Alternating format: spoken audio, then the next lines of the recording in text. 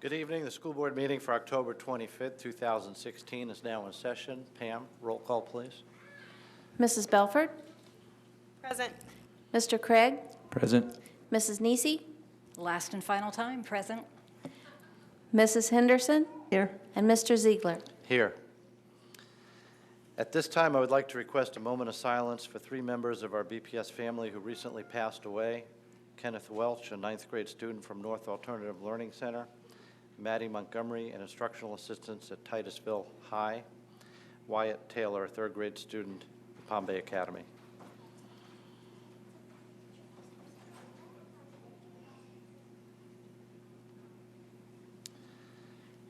Thank you. Our condolences go out to their families and their friends. This evening, we have with us two students from Anderson Elementary to assist with the pledge and the invocation. Sixth grade student Brell Perini will read the invocation, and Bryce Chambers, also a sixth grader, will lead us in the Pledge of Allegiance.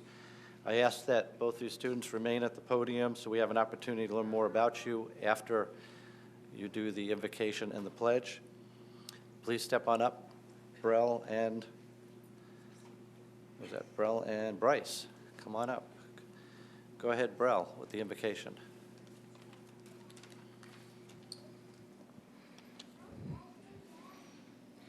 Albert Einstein once said, "Learn from yesterday, live for today, hope for tomorrow." May we learn from yesterday's mistakes and challenges. Tonight, may we live in the moment, taking joy in this school board meeting and its purpose. May we increase in hope for our schools through the helpful support and learning we receive. My prayer is, may goodness and love be present among us. Bless our gathering with unity, hope, and vision. Build in us a deep respect for one another so we may be one. Place hope within our hearts and renew our faith. May purposeful vision fill our lives every day. Thank you.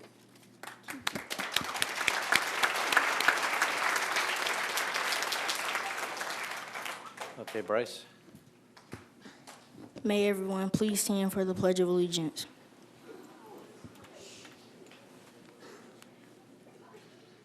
Ready? Let's begin. I pledge allegiance to the flag of the United States of America and to the republic for which it stands, one nation, under God, indivisible, with liberty and justice for all. All right, please be seated. Thank you, Bryce. Bryce, why don't you stay there? Before I ask you any questions, I got to tell you that bow tie, that looks sharp. Nice, very nice. I just wish I could learn to tie one. Yeah, the tie. Yeah, we do a tie program for seventh graders. We do regular ties. Maybe we need to teach them how to do a bow tie. Mr. Craig, can you see to that, please? Because I don't know how to do it. So, Bryce, tell us all a little bit about yourself. I am 11 years old. I like basketball. I like to play around with my family. Okay. I see on here that you like amusement parks. Yes, What's your favorite thing in an amusement park? roller coasters. I was hoping you were going to go there. I was hoping you'd go there. I love roller coasters, too. You ever been to Cedar Point? No. No, it's like just all roller coasters. Put that on the list. Tell Mom and Dad, Cedar Point, if you like Okay. roller coasters. So tell me something about your school that you really, really like. I like the STEM activities that we do. I like the fact that you can create and design robotics and build with with your classmates and try to compete. You're competing against each other and try to. Excellent. Yeah. That's Lego robotics you're participating in? When you do STEM activities, Uh-huh. we choose what we want to do, and you can connect computers, like ABCYA, and things Okay. like that. Excellent. Well, hopefully you stay involved in that. That sounds like a lot of fun. Tell me something that you think we can make better at your school. The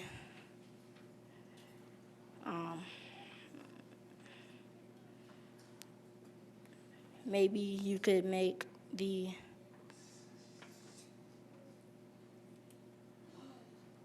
bathrooms better.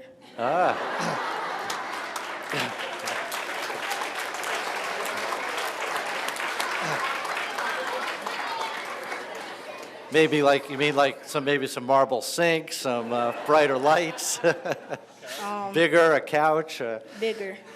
bigger. Okay. Well, you're a growing boy, so I can understand that. All right, well, we'll put that on the list for Dr. Blackburn to check out, make sure that there's plenty of space in there. Okay, excellent. So I've, all year long, I've asked students about early release Wednesdays. Do you like early release Wednesdays, and what do you typically do when you get off early? Yes, I like early release Wednesdays, and on Wednesdays we have this PAL that is supported by the police department. It's a basketball team that we do every Wednesday after school from 1:45 to 3. Nice. That sounds like fun, so you get some good activity. Yes. Excellent. Well, great. Well, thank you very much for your time and for helping us out here. And, well, that's a good point. Do you have family with you today? Yes. Could I you ask have them to stand? Mr. and Mrs. Chambers.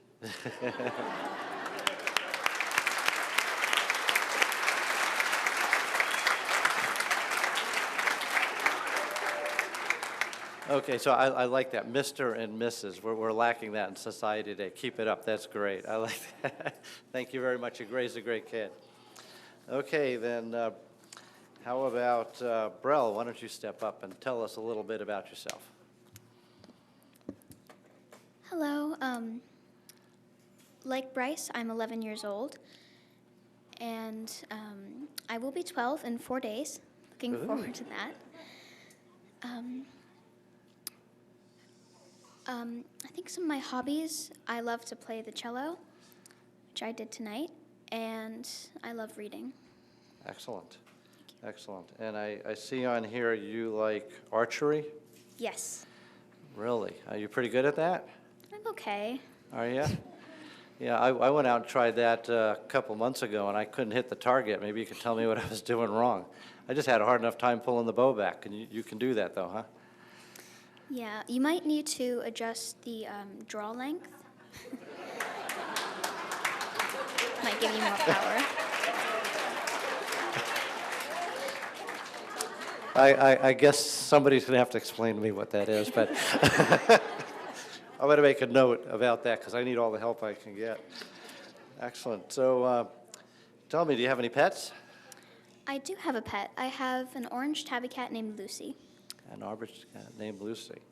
And you love that cat, and that cat curls up on the bed with you at night? Yes, every night. Yeah, my wife's cat does that with me. I'm not really too happy about it, but I'm sure you are. Okay, tell me something about your school you really like. Well, as Ms. Hartley mentioned, our school has musical programs that are amazing. They have the strings program, the chorus program, and they have the ORF program. I'm in all three, and I love them. Excellent.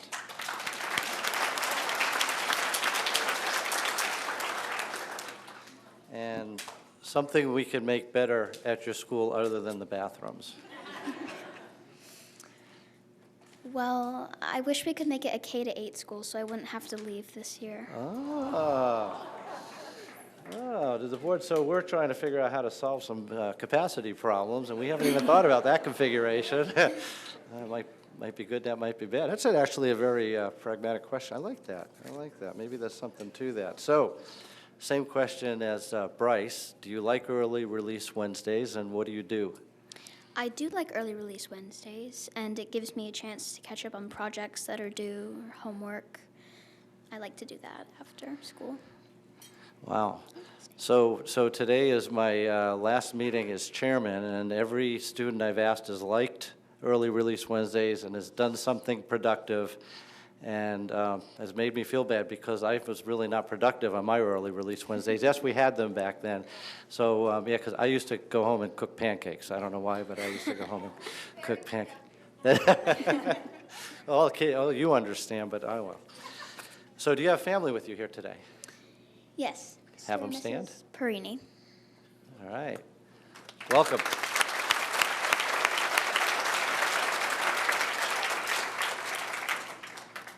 Okay, well, thank you very much for joining us, and great job. Thank you.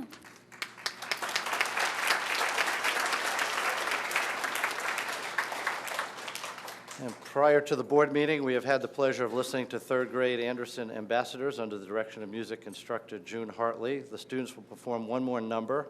However, please give us a few minutes for the board to move down to the front seats so that we can enjoy the performance.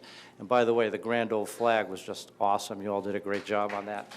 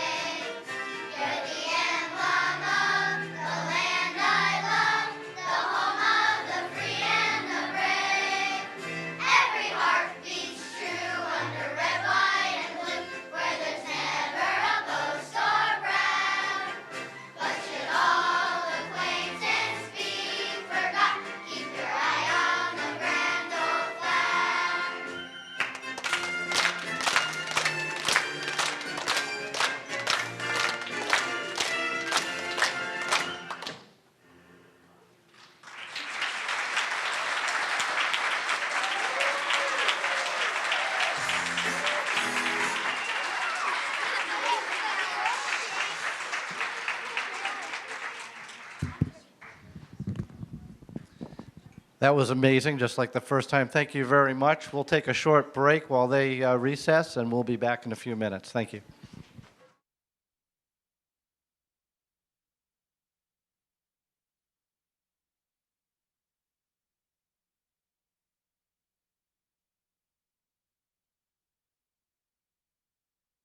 Junior Senior High School yesterday. They had our first of the community forums on the facilities. They hosted it, had a good turnout and a great discussion. So thank you very much to all of them and for opening up the Performing Arts Center for us. And I think it was a good kickoff. Not a huge crowd, but a very engaged crowd. So it was well worthwhile, very worthwhile. Mrs. Belford. Just two quick ones. First, a thank you to BFT for inviting us to come and join their general membership meeting. I know they had multiple meetings throughout the district and invited board members and Dr. Blackburn to come and take part in some dialogue and listen to some concerns from our team, and so I am thankful for that opportunity. And then I also had the opportunity to go out to a meeting of the North Brevard Retired Educators.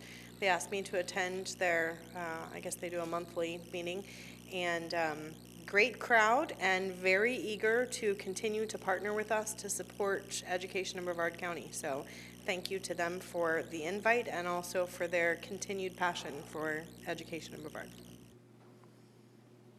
Mrs. Henderson? A couple things. Yes, I attended a BFT meeting as well, and thank you for the opportunity. And really enjoyed listening to the other side of the story and listening to what's going on. And so I'm sure we will be working on fixing many things in the district.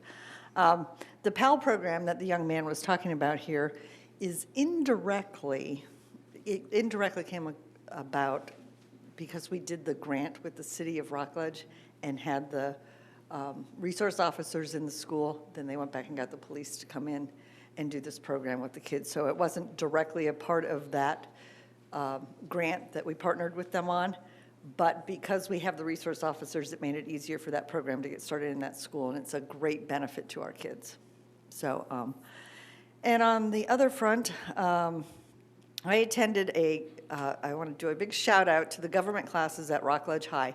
They put on a forum last week that included the mayor of Rockledge, Steve Crisafulli, Debbie Mayfield, and Judge Crawford. And they also had a student there, alumni student, who works with Mayfield now, Deborah Mayfield. And so they had questions. They had 3 moderators. They had questions for all the people on what they do, how their jobs work, and that sort of stuff. And then they had all the kids lining up to ask them more questions. And it was really a great experience, not only for the kids, but, oh, and Bill Posey was there. I'm sorry. Sorry, Mr. Posey. So they had, different levels of government, and it was really a great event. And those kids took it seriously. They had great questions. And while I was there, I saw Judge Crawford, another person that we had worked with years ago, to get lacrosse to keep lacrosse at our schools, and once again thanked us for that opportunity, because that program has gone from 5 to 12 now. So it's growing since we started that several years ago, or they started it, but we supported it. And then, of course, on Saturday, I attended the BASA, the school administrators evening, and that was a lot of fun, and thank you for inviting us. I always enjoy palling around and seeing what's going on and meeting people that I haven't seen in a long time. And also, I did attend the lacrosse game on Saturday before I got there.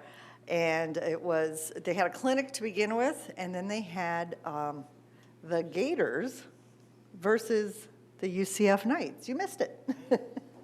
So I didn't stay for the whole thing because I had another event to go to. So, but I'll just assume that UCF won. UCF won? Okay. We'll just assume that. So anyway, those are the things that I've been doing, and that's all I have to say. Excellent, thank you. Mrs. Neese, other than the statement you have there to read, do you have anything? Then I'm going to take the liberty of going first.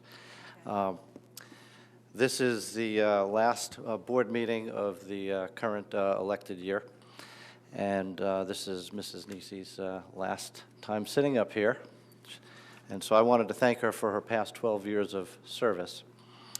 Our working relationship between Mrs. Neese and I started off on a very rough foot. My first day sitting up here 8 years ago, I nominated Robert Jordan for chair, unknowing that typically the vice chair would move into the chairmanship position, which was Mrs. Neese. Somebody failed to get me the memo on that, so I guess I screwed that up. So we were off to a rocky start, and she let everybody in the county knew that I was bad news.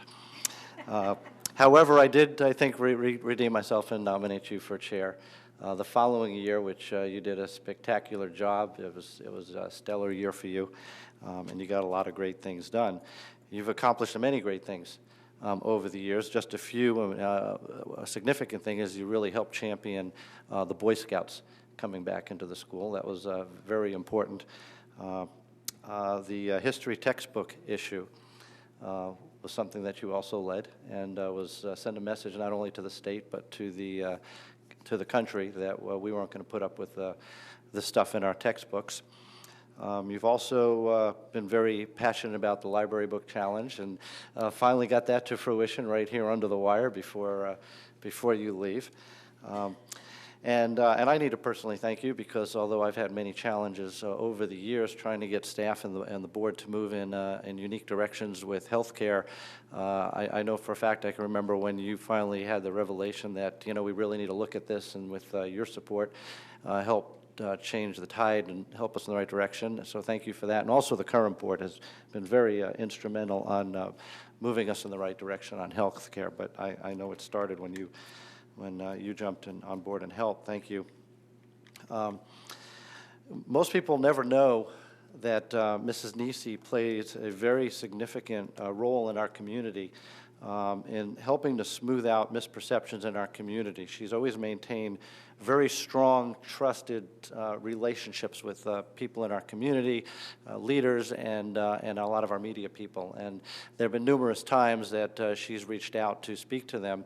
And I've followed her lead. Some of us have also in establishing a relationship where when we say something to the media, whoever, they know that Mrs. Nisi is being honest and transparent, and they can trust what we're telling them. And that's helped us out in a number of times. Thank you very much for doing that. You've always made board life enjoyable. Well, maybe not when Chairman Murray referred to me as Mr. Nisi. That was a very stressful time in my life, and now the joke is that you're my board wife, and I guess that ends tonight. So I guess it's a divorced. Yeah, it's a divorce on the board, but it was always nice that we were jovial and we have a good time up here, and thank you for that.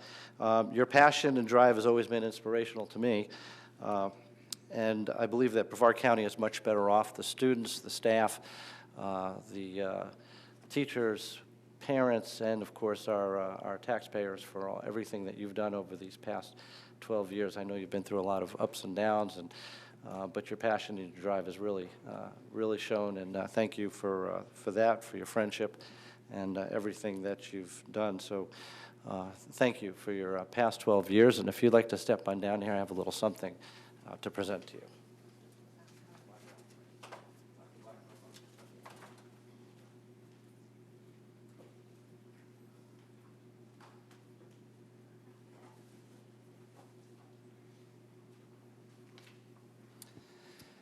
This is a plaque presented to Amy Nisi. This award of special recognition and appreciation for your years of devotion and leadership as School Board Member District 3, 2004 to 2016. Thank you for your service.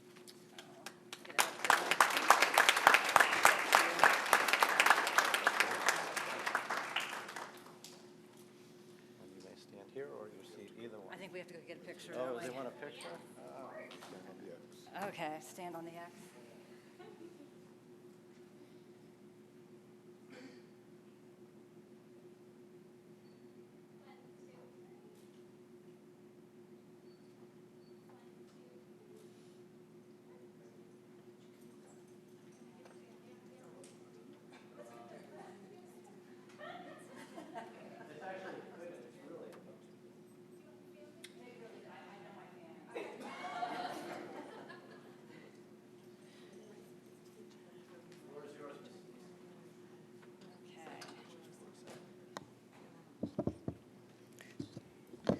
Okay.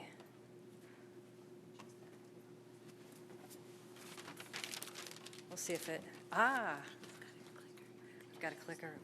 I'm afraid that my family knows technology doesn't like me.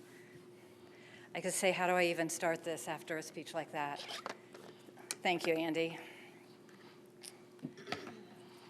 Say I'm choked up after that. Wow. It's hard to believe it's been 12 years since I took my first oath of office. I feel like I'm one of the graduating seniors that I've had the honor to witness so many times. In fact, I went back and counted, and there's been 52,720 students graduate since I first took my seat up there. I've witnessed so many great speeches, but each year I'm reminded of three very important things. Keep it short, tell something funny, and share a few words of wisdom. And I've been thinking for a long time about what I would say tonight. What words of wisdom do I possibly have to leave the board and staff? What final thoughts do I have to say that don't sound trivial, don't sound obnoxious, won't embarrass my family, and don't sound rehearsed? So let's see how I do.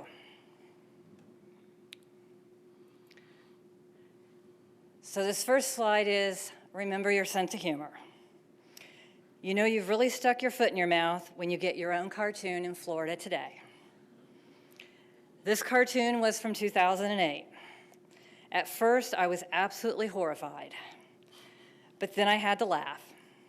I actually contacted Jeff Parker and asked for the signed original. Yes, I have it at home.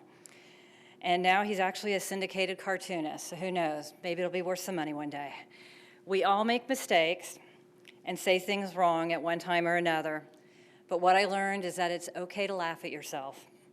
It's also okay to admit when you've made a mistake. It's also okay to laugh at all the changes in public education. Some of the changes we've made over the years have been good, but most of them have been absolutely ridiculous. So I did a little brainstorming session with Mrs. Henderson before the board meeting tonight to come up with some of our favorites. Can we say FCAT, Next Generation, FCAT 2, Best and Brightest, EOCs, Common Core, PGPs? Those are just some of the few that we brainstormed. So if you take a close look at this, this was back in 2008, and there was something about an assignment that went home. It was a practice test, and it was a little left-sided, to say the least. And it was just some questions I asked, but obviously I put my foot in my mouth, and my family will tell you I never do that. But as you can see, it obviously came out the wrong way, and lo and behold, this was what was in the paper the next day. So I leave it up to all of you to see if you can get your own personal cartoon in Florida today.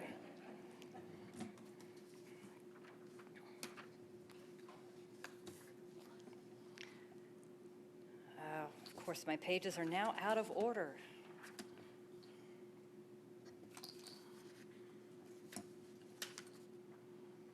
Now, here's an example. Let's see, Mr. Langdorf, I think, was supposed to be here tonight, because here's a change I think he could get behind. Some changes are for the good.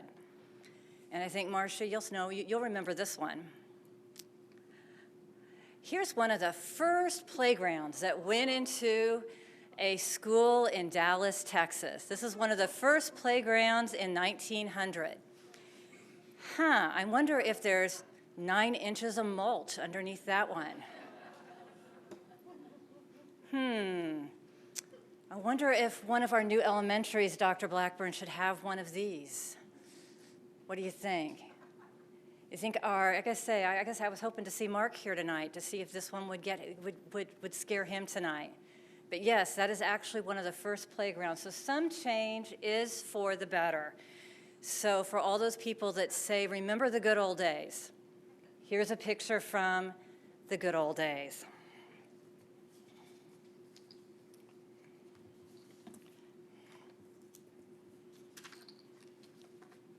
Okay, so keep your sense of humor.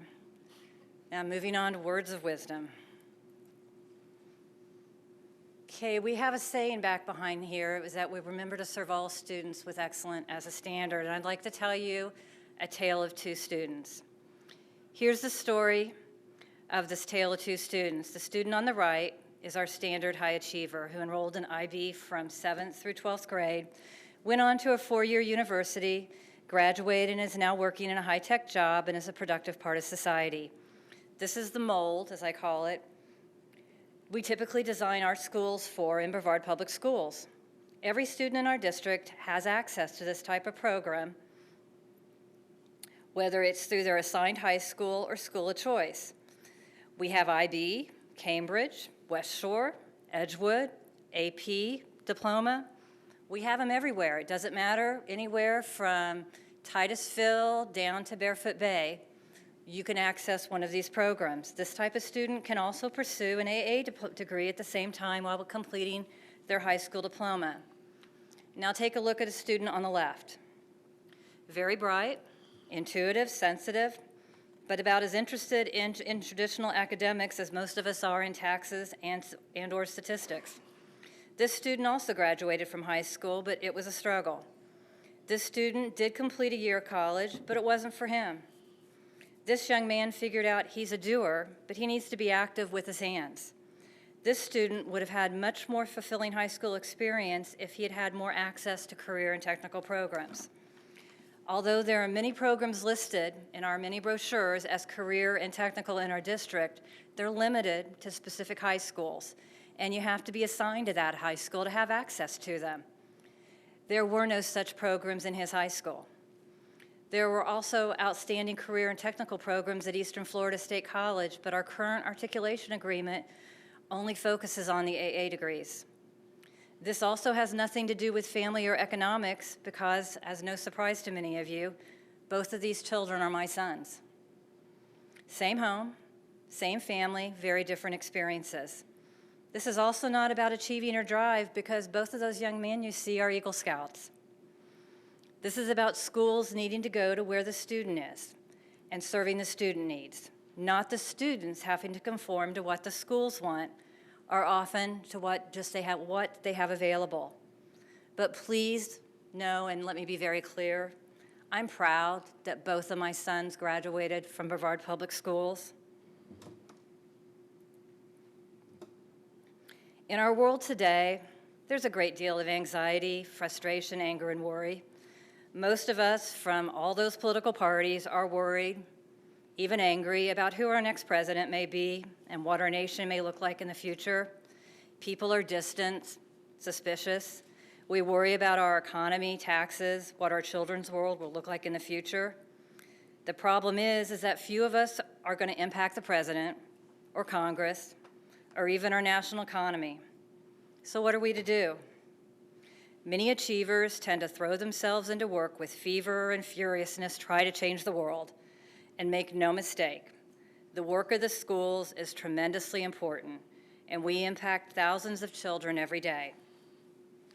But if you truly wish to change the world, it's not done solely at work. If you want to change the world, change your children, change your family, change your church, and change your community. This is how we impact our world, one family at a time. So be the best you can be at work, but keep your priorities in order. And always remember, as I do, that you keep your family first. So it's been an honor to serve our children, our schools, and our community. And I am truly thankful and humbled by what I've been allowed to do for the last 12 years. And I hope that I've served well. Thank you.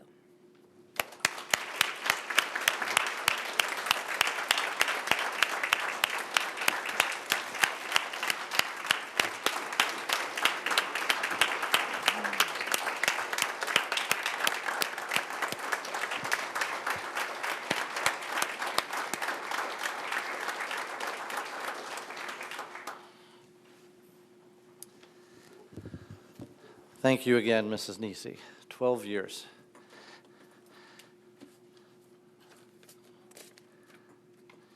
Okay. We'll give her just a minute. Dr. Blackburn, that brings us to the adoption of the agenda. Mr. Ziegler and members of the board, on tonight's agenda, we have administrative staff recommendations, 3 recognition items, 1 proclamation, 1 presentation, 15 consent items, 2 action items, 6 information items, and 1 staff report. You also have the yellow supplemental agenda, which are changes made to the agenda since being released to the public. There are revisions to item A7 on administrative staff recommendations, item F17 on instructional staff recommendations, and item 23 on Saturn Elementary School Design Build Services Guaranteed Maximum Price Amendment, Sales Surtax. Okay, before I ask for a motion, unless there's any objections by the board, I would like to change the order of some presentations. I would like to change the order of the check presentations and then follow the second check presentation by our spotlight on education because they're related. It just flows together well. So if there are no objections, I could have a motion for that. So moved. Thank you. Second. Thank you. Any further discussion? Let's vote.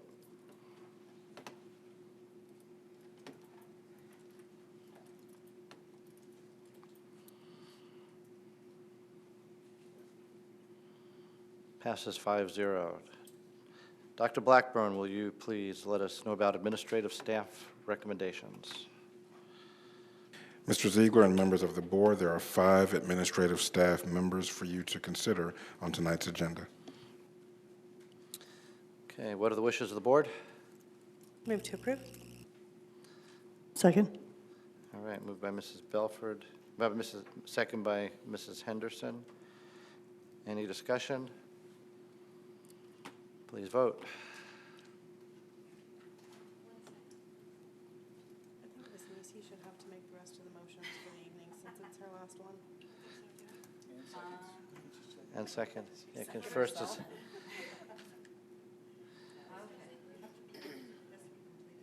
Not posting? The motion was for the administrative staff recommendations? Oh, it was Mrs. Belford, second by Mrs. Henderson.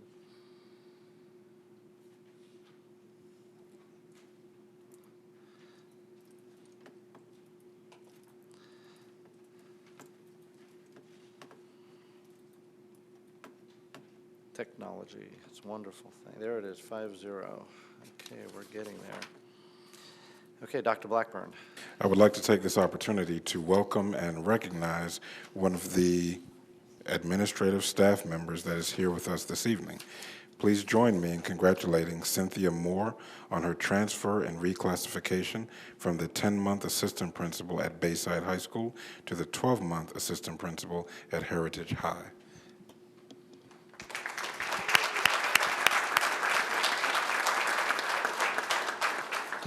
Thank you, Dr. Blackburn and board. I just want to say thank you. I'm just very, very grateful and very blessed to have been a part of the Bayside family and part of the Bayside leadership, starting with the opportunities that I gained from Mr. Robin Novelli, and then carried through by Ms. Christine Moore. They've had confidence in me. They have worked very closely with me to build up my leadership skills.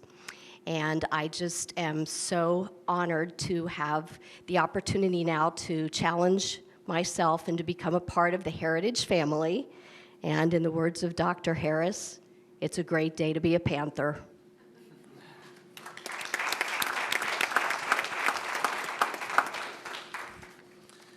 Okay, congratulations. Dr. Blackburn, if you, next item, please skip to B9. Item B9 is a check presentation in recognition of Brevard's Children in Need Committee. Through the generosity of our local realtors and hoteliers, the educational needs of hundreds of students who are homeless or in transition have been met, with school supplies, extracurricular opportunities, take stock in children's scholarships, winter coats, and even prom dresses. They have adopted these children in need as the focus of their charitable efforts and hosted their 5th successful fundraiser in September at the Cocoa Beach Hilton. We deeply appreciate the help they've given in removing obstacles to our students' full participation in school. With us tonight to share more about their efforts are Lynette Hendricks, broker, owner of Florida East Coast Real Estate and 2016 president of Space Coast Association of Realtors, Leah Seelig, CEO of Space Coast Association of Realtors, Louis McLean with RE/MAX Solutions, and co-chairperson of the Brevard's Children in Need Committee, Mike Artelli of RE/MAX Solutions. Also co-chairperson of Brevard's Children in Need, Dawn Kelly, Director of Human Resources with the Hilton Cocoa Beach Oceanfront and member of the Cocoa Beach Area Hotel and Lodging Association, and Cindy Honkonen, Did I get that right? All right. Cindy Hunkernan, staff member of the Space Coast Association of Realtors and board liaison to the Brevard's Children in Need Committee. They will present a check to Janice Kershaw, Executive Director of Brevard Schools Foundation, and Dr. Sally Shin, Homeless Liaison for Brevard Public Schools. I'd like to invite the representatives to make their presentation.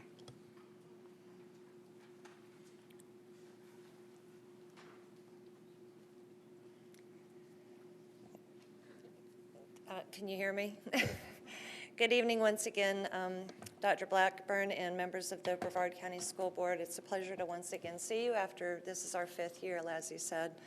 As you all know, 5 years ago we formed the Brevard Children in Need Committee to raise money and bring community awareness to the over now 1,300 identified homeless children within our county. The money we have raised has been instrumental in meeting some of the specific needs of the Brevard's children in need so that they can feel included and stay focused on their education. We want these children to know that we care and we give them hope for a better tomorrow. That's why we came up with the motto, help a child go from helpless to hopeful. We honestly couldn't do what we do without the help of the support of the Cocoa Beach Hotel and Lodging Association, and most importantly, the continued support and dedication of the Hilton Cocoa Beach Oceanfront. Their amazing Blue Energy team all volunteer their time and their energy to help us pull the event off. Not one of them is on the clock that night during the event. And as a matter of fact, during our event in October, which I know a few of you guys were at, the bartenders raised over $1,100 just in tips alone, and they donated every single one of their tips back to us. Nice. So we applaud them for their hard work and their time. We've come a long way in 5 short years. Every day, more and more people hear about Brevard Children in Need and want to help. Our primary purpose is to raise money, but because we believe it takes the burden off of our teachers and they no longer need to reach into their own pockets to meet the specific needs of these children. Some of the people can't give money and they want to help in other ways, so we have the toiletry drive that we continue to do. We learn that many kids will arrive at school early just to be able to take a shower. So we send an email blast out to all of the members of Space Coast Association of Realtors, which is 3,800 strong. We've posted it all over Facebook, and we get basic toiletry items such as shaving cream, shampoos, conditioners, essential needs like that. Every year we also help the Blue Energy team with a coat drive and another event that they created 5 years ago, Project Prom. We've had hundreds of dresses, shoes, purses, and hair accessories donated to make the girls feel like prom queens and their guys like kings. If you've never been to one of the events, I encourage you to drop by and check one of them out. The prom dress event, I'm telling you, the kids' faces will make you know that it's definitely worth the while.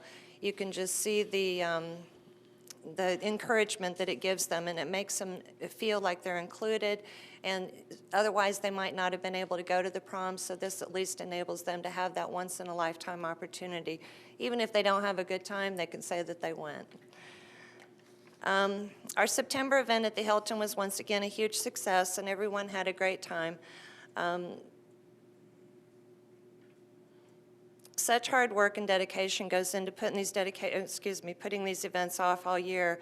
As a matter of fact, from Bayside High School, Aaron Parr, one of your teachers and coaches, he is part of the Brevard Children in Need Committee as well as a realtor. So it takes a little bit from a lot of us to do what we do. Every year we just continue to get better and better, and we hope that we can help you more and more in the future. On behalf of the Space Coast Association of Realtors and the Hilton Cocoa Beach Oceanfront and the I can't talk tonight, and the Cocoa Beach Area Hotel and Lodging Association, I'd like to present a check to you, the Brevard Schools Foundation, for the amount of $70,000.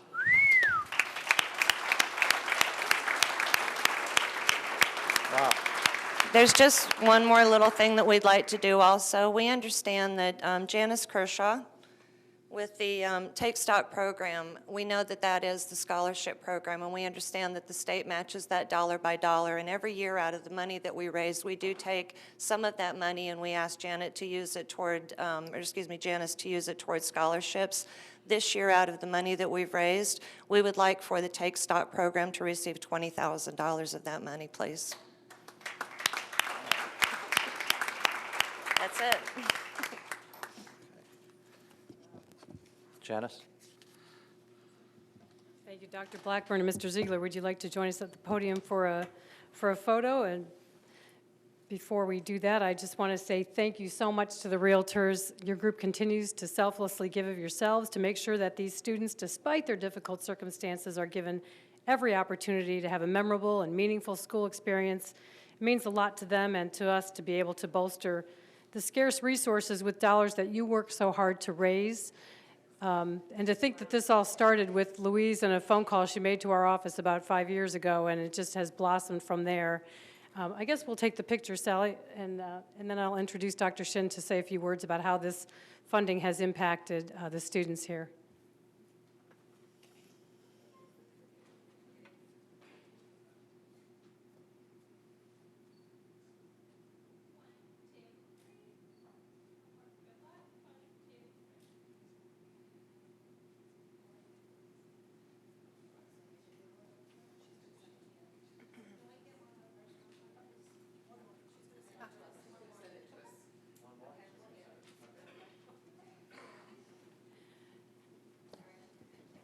Before you get away, too, we have some certificates of appreciation we'd like to present to the Realtors for this fantastic donation.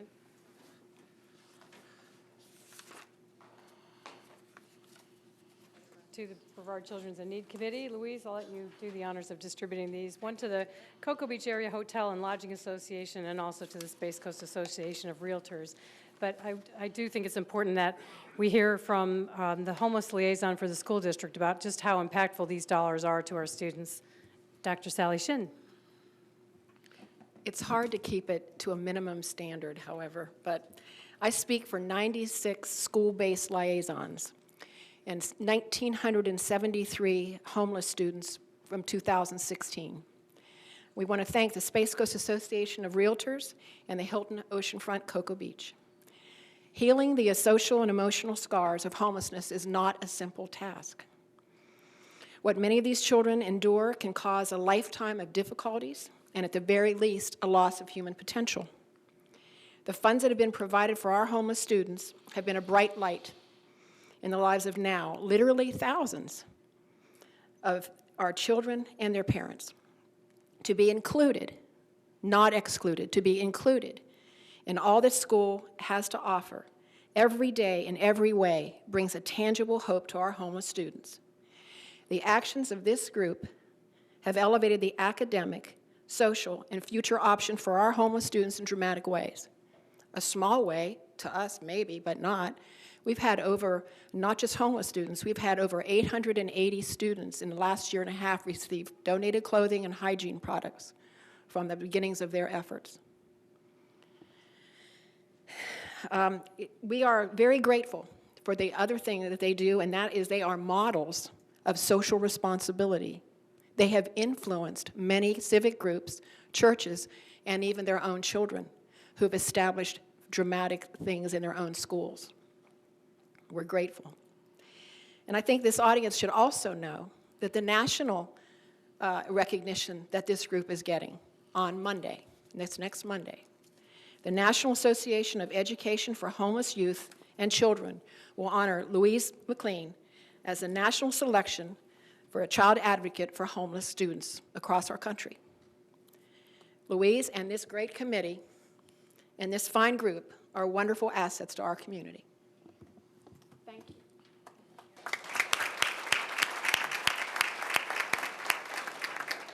On behalf of Brevard Schools Foundation, we'd just like to once again express our appreciation to Brevard Children's in Need. Thank you.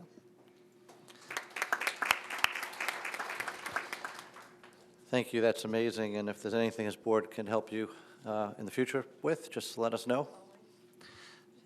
Yeah, maybe Mrs. Nisi would like to join that. Dr. Blackburn, can you back up to B8, please? Absolutely. Item B8 is a check presentation from the Able Trust. Representing the Able Trust this evening, we have with us Dr. Suzanne Homant, President and CEO, Allison Chase, Vice President of Youth Programs, and Joseph D'Souza, Director of Workforce Programs. They will present a check to Janice Kershaw, Executive Director of Brevard Schools Foundation, Aaron Mitchell and Christine Barbuto, Project Coordinators, Bayside High School, and Brian Land, Project Lead, Teacher, Bayside High School.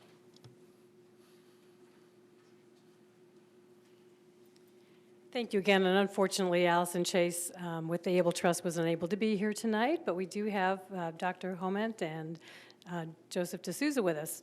So I want to tell you a little bit about the Able Trust. The Able Trust is a nonprofit public-private partnership whose mission is to be a key leader in providing Floridians with disabilities opportunities for successful employment. The Able Trust accomplishes its mission by funding programs throughout Florida that further the employment opportunities of people with disabilities. And one of the programs that the Able Trust funds is a career exploration program for high school students with disabilities called High School High Tech. The Able Trust currently funds 2 of these programs in Brevard County, one at Bayside and one at Heritage High School. Between these 2 programs, 132 students were served during the 2015-16 school year. High School High Tech prepares students for life after high school. Activities in which students participate include career workshops, industry and campus tours, summer internships, community service projects, and leadership development. So the Able Trust approached the High School High Tech program coordinators at Bayside High School with the concept this year of building a tiny house. The Able Trust wanted to explore a project-based learning model with one of the High School High Tech's sites in the state. Project-based learning allows for the integration of classroom learning with hands-on learning and is proven to be a highly successful learning method. Additionally, the tiny house will enable students to develop hard skills related to construction. The Bayside site was chosen because of the confidence that Able Trust has in their ability to complete the project, ensure high levels of learning for the students, and the resources available to the coordinators. So to tell you a little bit more about the project is Aaron Mitchell from Bayside High School. Janice. My name is Aaron Mitchell. I teach engineering and experimental science at Bayside High School, and I'm, along with Christine Barbuto, I run the High School High Tech program. Currently, we have 98 students enrolled in our High School High Tech program. We also have an academy, as you know, at Bayside High School with engineering students. And what we're doing with this project is we've got about 20 of our engineering students that will be peer mentoring about 40 to 50 of our High School High Tech students to build this tiny house project. The High School High Tech students will run the gamut from kids from our BLAST program all the way up to kids in our regular classrooms that will be doing all sorts of different activities. We break them up into smaller teams, much like we do in the robotics realm, where we've got kids that will be on a framing team, kids that will be on roofing and siding, whatever they're interested in. Basically, we look to see what the kids' interests are and put them on those teams so they can get those skills. And we're going to be looking towards working with some area contractors so that they can come in and work with the kids, volunteering to teach them the different skills they need, as well as being our signing off as our inspectors for the project. So I want to be able to thank Dr. Sue Holman and Joe D'Souza from the Able Trust and from High School High Tech for providing us with this opportunity. We've been working with them for nearly a decade now, and through the High School High Tech program, they've already supplied Bayside High School with over $200,000 in grants and donations over the years for our programs. So this is another exciting project that we'll be taking underway this year. Okay. Such a great program, and Sue and Joe came all the way from Tallahassee to make this presentation tonight, and I'd like to give them an opportunity to tell you a little bit more from their point of view. And thank you, Erin, for their great remarks. Good evening, everybody. I bring you greetings from our board, our ambassadors, and all of the staff at the Able Trust. We are headquartered in Tallahassee, but we travel throughout the state of Florida and do our work. We are, as was mentioned, a 501c3 private public charity, created by the state legislature in 1990 for the express purpose of helping to create successful employment opportunities for people with disabilities. disabilities. Although we were created by the state legislature, we are not a state agency. I will tell you that all of my board is appointed by the governor, but we do operate as a not-for-profit corporation to work throughout Florida to help organizations and agencies, companies throughout the state of Florida to create those opportunities for job seekers with disabilities, and especially to help businesses build a diverse and inclusive workforce, which is a part of the future of Florida. My name again is Sue Holmond. I am privileged to serve as the president and CEO of the Able Trust. I'm a transplant from Michigan. Cedar Point is going to close down. It's the longest wooden roller coaster, so you best get up there this year if you don't want to miss that. In the process of our work that we do for the past 26 years, we have put thousands and thousands of Floridians with disabilities to work. We've also developed nationally recognized and nationally envied youth programs for students with disabilities, one of which is the High School High Tech program, which has operated here for the last 10 years. In fact, I think you were one of the first organizations that hosted a High School High Tech program. Your system supports that very, very well. We've administered the High School High Tech program in Florida for 19 years, and it's now in 42 sites in 40 counties. Our dream is to have it in every county in Florida. We are very pleased to work with your High School High Tech coordinators, Aaron and Christine, who have done such a good job with the Brevard High School High Tech program. And that's why Brevard High School High Tech program was selected as the pilot for this tiny house project, which brings us here today. With me today, as mentioned, is our Director of Workforce Programs, Joey D'Souza, who's going to review very briefly the blueprints for the tiny house. The project was the brainchild of Joey and Allison Chase, who's unable to be with us here tonight because of a medical issue with a relative, but she sends her greetings. The High School High Tech curriculum works on a strict curriculum of 6 guideposts. It's an after-school program specifically designed to help students with disabilities graduate and move on to post-secondary education and a job or a job. A lot of them do both, so they can succeed in the workforce. And I will tell you that what you're doing here is phenomenal. I also always hold up the Orange County school system. What they've done in their school system with High School High Tech is to make an elective at the high school, so it's actually taught at the high school, so you might want to be thinking about that in your future development.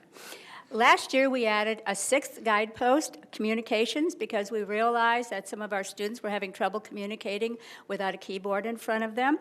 And we're also looking for means of helping our students learn enterprise and teamwork. So why are we involved with the Tiny House Project? We live in an age of electronics and digital everything. So how do we help our young people learn to work together, like you all are doing up there on the podium today? As we expanded our High School High Tech curriculum, this became an issue.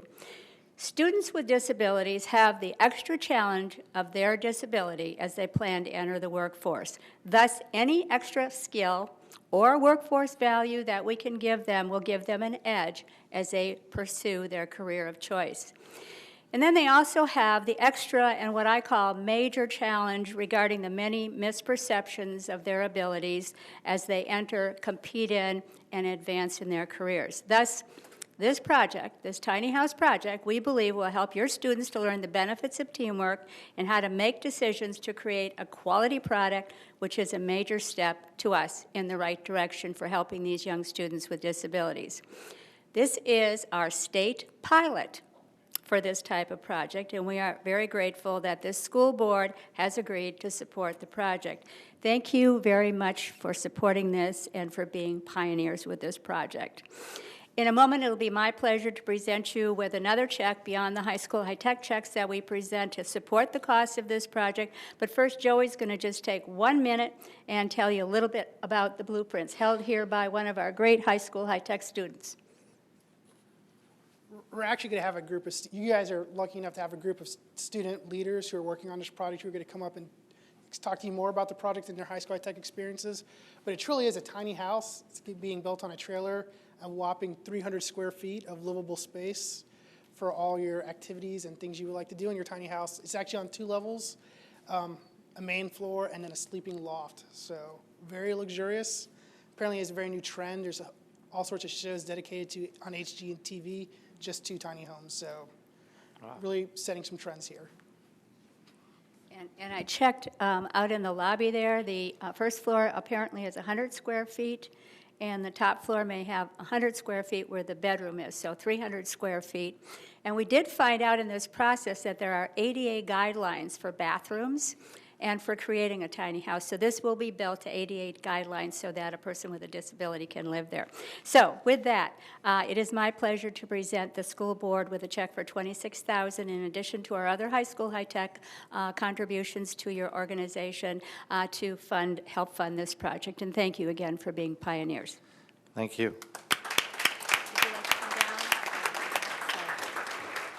Dr. Blackburn and Mr. Ziegler, if you would join us at the podium. And while they're coming down, I'd just like to say to the Able Trust, on behalf of the Brevard Schools Foundation, we would like to present you with a token of appreciation. It's not $26,000, but it's just a certificate for you because we really do appreciate the confidence that you've put in us and the opportunity for the students. Oh, this is great. Thank you very much.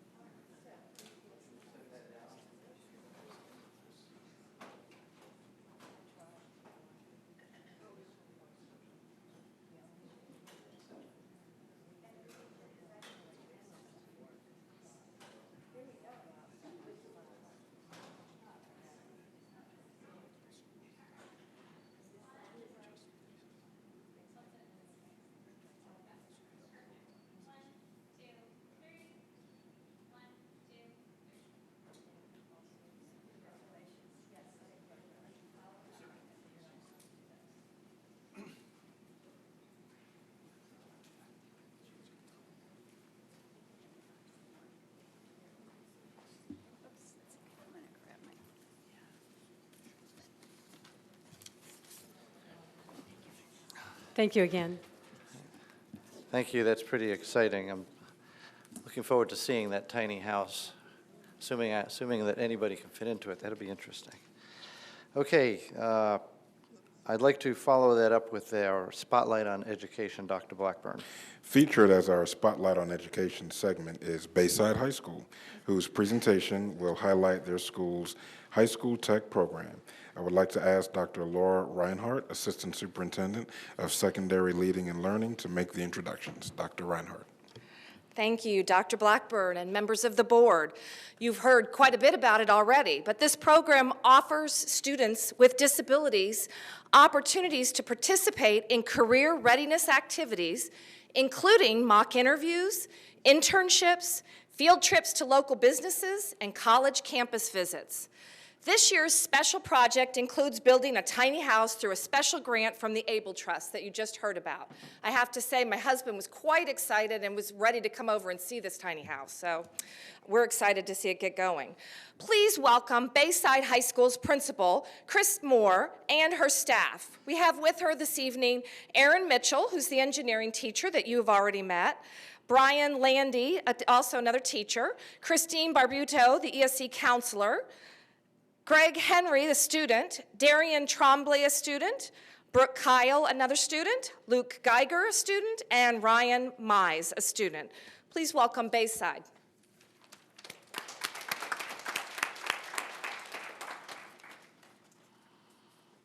Well, when we had all gotten together, we decided I wasn't going to speak. However, I am going to introduce an amazing exceptional education advocate. When people ask me how we do what we do at Bayside, especially where it relates to students with exceptionalities, I say I have a Barbuto. So, Christine Barbuto. Good evening, and as Dr. Holmont made a recommendation on how to address this within the curriculum, We already got that. We address it through our Learning Strategies class. It's a natural vehicle. And since so many of our students are not able to stay after school because of transportation issues, they can say that they're involved with a club, and a real club that's doing a lot of cool stuff too, just naturally through the school day. We do address it through the Learning Strategies, our career preparation course, which is usually taken by students who are not working on a typical diploma track. And we also do bring high school high tech right into our BLAST program, so we hit all the subjects. They've already said half of what I was going to say, so I'm cutting it in half. I just would like to share my thought on this. When you hear the name Bayside High School, my hope is that you'll think that's where they do things right for students with disabilities. From the dynamic team of awesome ESE teachers that I get to work with to the awesome ESE students that are at my school, we get to address social emotional issues, career readiness issues, and academic issues. Now, we couldn't do it all unless we had the support and vision of our principal, Christine Moore, but also from Dr. Donna Boberski and the resources that she puts into our school. All these dots connect to make an amazing opportunity. So, you heard Dr. Homont say, communication is one of the things we're working on. So how about going up to some of my students and say, let's stand in front of a televised audience and a school board and practice our communication skills, which we'll do right now. High School High Tech is so cool. We're going to start with Brooke Kyle. Hi, I'm Brooke Kyle. I'm one of the high school high tech students. When I started my 9th grade year, I was not ready for high school. I didn't have much confidence, but High School High Tech and the BEST program gave me the confidence and the chance to have a summer internship. Where I worked at a bakery, I learned how to pipe flowers, make red velvet cake, and put it on a cake, make fondant and put it on a cake. Because of High School High Tech and my internship, I had the confidence to join the swim team, chorus, where I actually do a solo in front of a judge. And at the bakery, they even let me make my grandmother's 70th birthday cake without any help. This year, because of High School High Tech, I've been more involved in school, higher level classes. Thank you for your time. All right.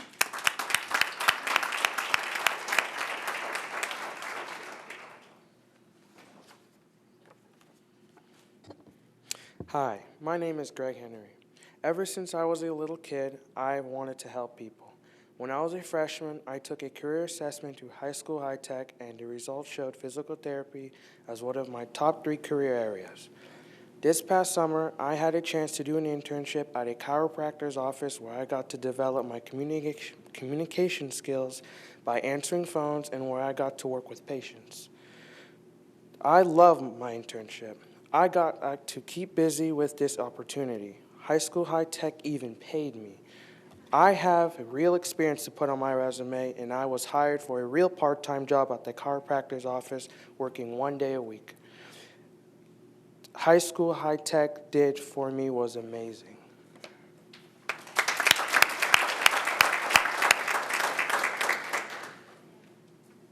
Come on, Darian, you can do this. I'll stand up here with you, okay? Very good. Hello, my name is Darian Trombley, and I am a junior. I was born with cerebral palsy, which impairs motor control and processing speed. Even though my thought processing and movement is slower, I still get done what needs to get done with accuracy. I joined High School High Tech as a freshman, and this past summer I went to the Youth Leadership Forum conference in Tallahassee, where I learned about disability history and how to speak up for myself. Hearing about other students' experiences with disabilities taught me how to be more accepting of others and of my own attitude. I would like to thank you for allowing me to speak today.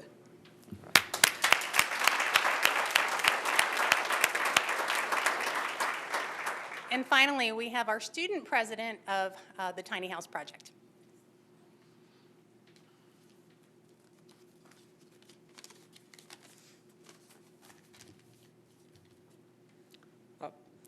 Hello, my name is Luke Geiger, and I'm the president of the Bayside High School Tiny House Club. Over there is my construction manager, Ryan Mize. I'm also a student of Beta, the Bayside On-Campus Academy. The tiny house was a humble aspiration of our school, and it has been realized today with the generous backing of the Able Trust. I am excited to report that our club has acquired a trailer on which the home will be built and construction materials to turn this student aspiration into a reality.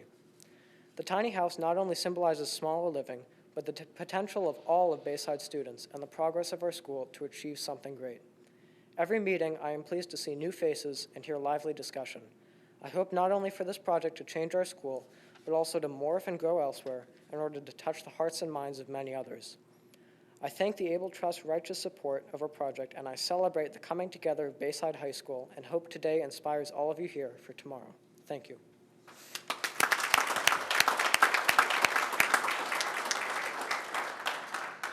And that concludes our spotlight, unless you have any questions, and then I will take them home.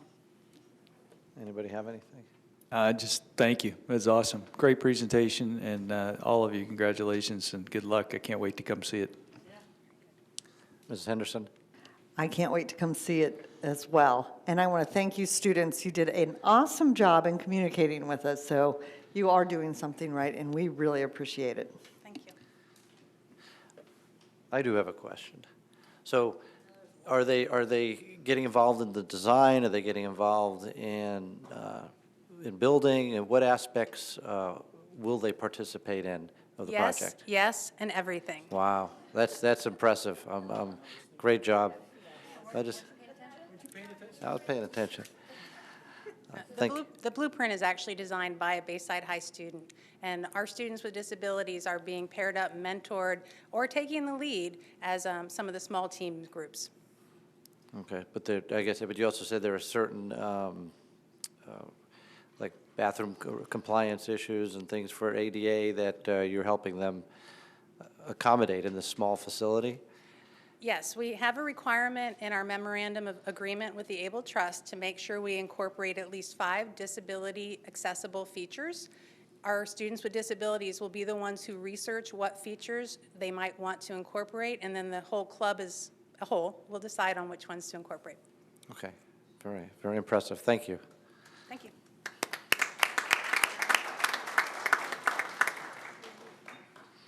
All right, Dr. Blackburn, B10, please. Item B10 is the recognition of Brevard Public Schools being awarded the Silver Level Florida Healthy School District. I would like to invite Rachel Winston, District Resource Teacher for Health and Physical Education, to the podium to make the presentation. Good evening. Thank you, Dr. Blackburn. Just that a little, okay. This achievement is a collective effort amongst members of our School Health Advisory Committee, or SHAC. I would like to thank all of the members of SHAC who contributed to the achievement of this distinction. I would like to introduce Sina Zipperer, USF HIV STD Prevention Education and Teen Pregnancy Prevention Coordinator, and Joe Davis from Florida Healthy Kids Corporation, who are here to recognize Brevard Public Schools as a Florida Healthy School District on behalf of the Florida Coordinated School Health Partnership, Association of District School Superintendents, and Action for Healthy Kids. Sina.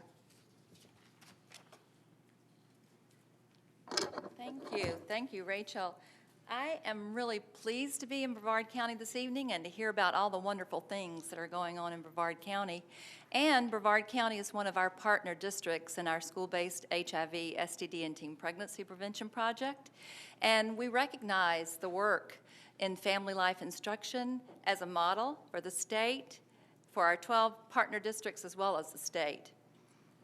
As a member of the Coordinated School Health Partnership, it is our pleasure to present the Silver Level Florida Healthy School District flag to Brevard County School District. The Florida Coordinated School Health Partnership is a grassroots organization that advocates for school health issues and recognizes excellence among Florida school districts. Members represent not-for-profits such as Florida Chapter of the American Academy of Pediatrics, Cancer and Heart Associations, Florida Action for Healthy Kids, Florida PTA, as well as professional associations of hospitals, dentists, optometrists, school nurses, and health educators and insurers. Joe? Good evening, everyone, and I'm Joe Davis with Florida Healthy Kids, which is also a part of this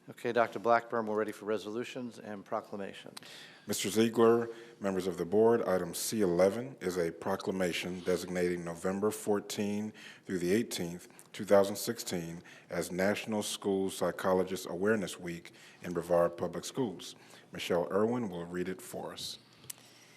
Whereas all children and youth learn best when they are healthy, supported, and receive an education that enables them to strive, grow, and thrive academically, socially, and emotionally. And whereas schools can more effectively ensure that all students are able to learn when they meet the needs of the whole child and provide integrated, multi-tiered supports. And whereas children's mental health is directly linked to their learning and development, and the learning environment provides an optimal context to promote good mental health. And whereas sound psychological principles are integral to instruction and learning, social and emotional development, prevention, early intervention, and school safety, and supporting culturally diverse student populations. And whereas school psychologists are specially trained to deliver a continuum of mental health services and academic supports that lower barriers to teaching and learning.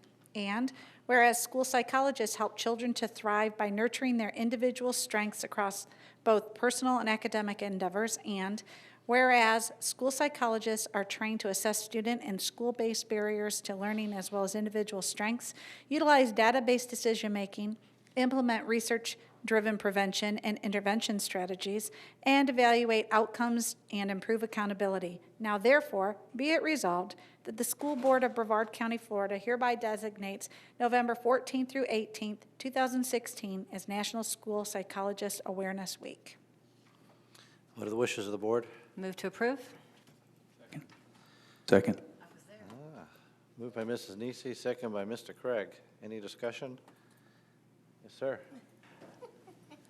Dr. Theddy, you rock. This is awesome. Thank you so much for tying in all this stuff. Exactly what this is what I meant. And thank you for calling and discussing it. But tying in how you're promoting this and how you are actually honoring these great core group of individuals that sometimes are behind the scenes are exactly what I was looking for. So thank you.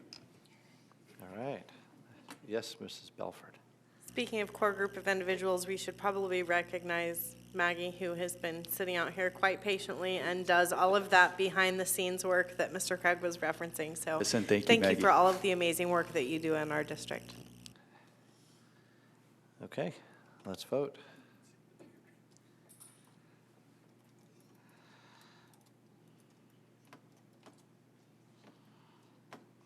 Passes 5-0. Okay, we are now at public comments. The maximum allotted time for each speaker is 3 minutes. Clarification of information presented and answers to questions specific to district business and educational matters will be posted on the school board's website under a section called For the Record.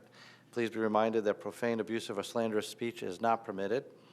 I request that you speak in the microphone and state your name. We have 4 speakers tonight, and we'll start off with Marcus Hockman, followed by Anthony Colucci, and then the infamous Dan Bennett. Marcus, is Marcus here? No Marcus? Well, in that case, we move up to Mr. Colucci. And then our 4th speaker will be Darcy Otto.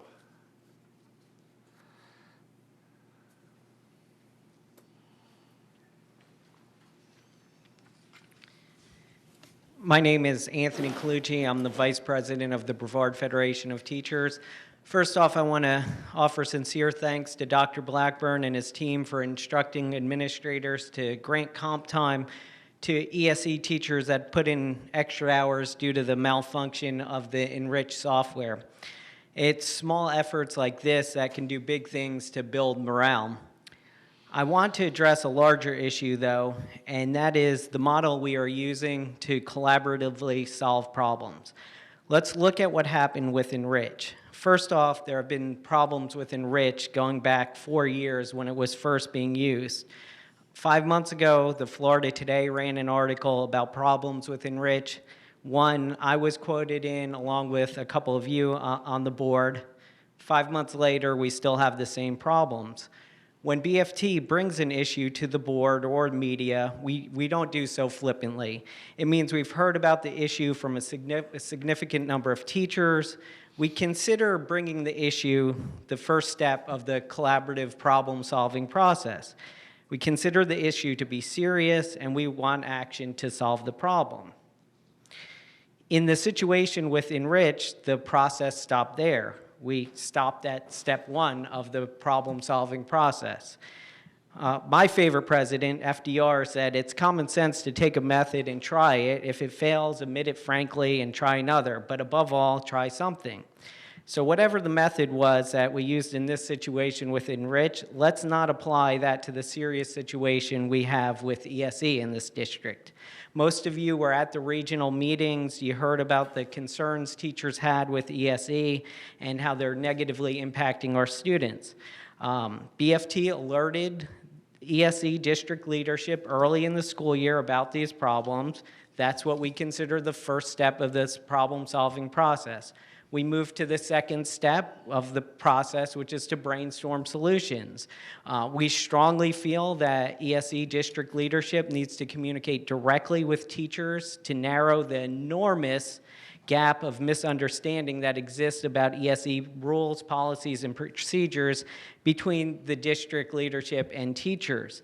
Answering their questions directly, providing them information directly, getting feedback directly is the most effective way to communicate. Asking principals for feedback, it's not the same as asking teachers. Common sense tells us they have an incentive to say everything's fine. It's kind of like last time I was watching my 9-month-old and my wife was out and he like almost choked on a Cheerio. Of course, when she came back, I told her, yeah, everything was fine. It was great. So, we had confirmation today from the ESE leadership that they are going to hold meetings directly with teachers. And Dan and I are very excited about this, which is the third step in this collaborative problem-solving process, which is to implement the solution. And I just ask that you do the fourth step, which we talked about with your PGP last week, which was to call us in a month and reflect on it.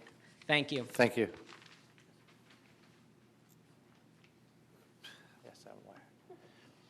Okay, next up is Dan Bennett, followed by Darcy Otto.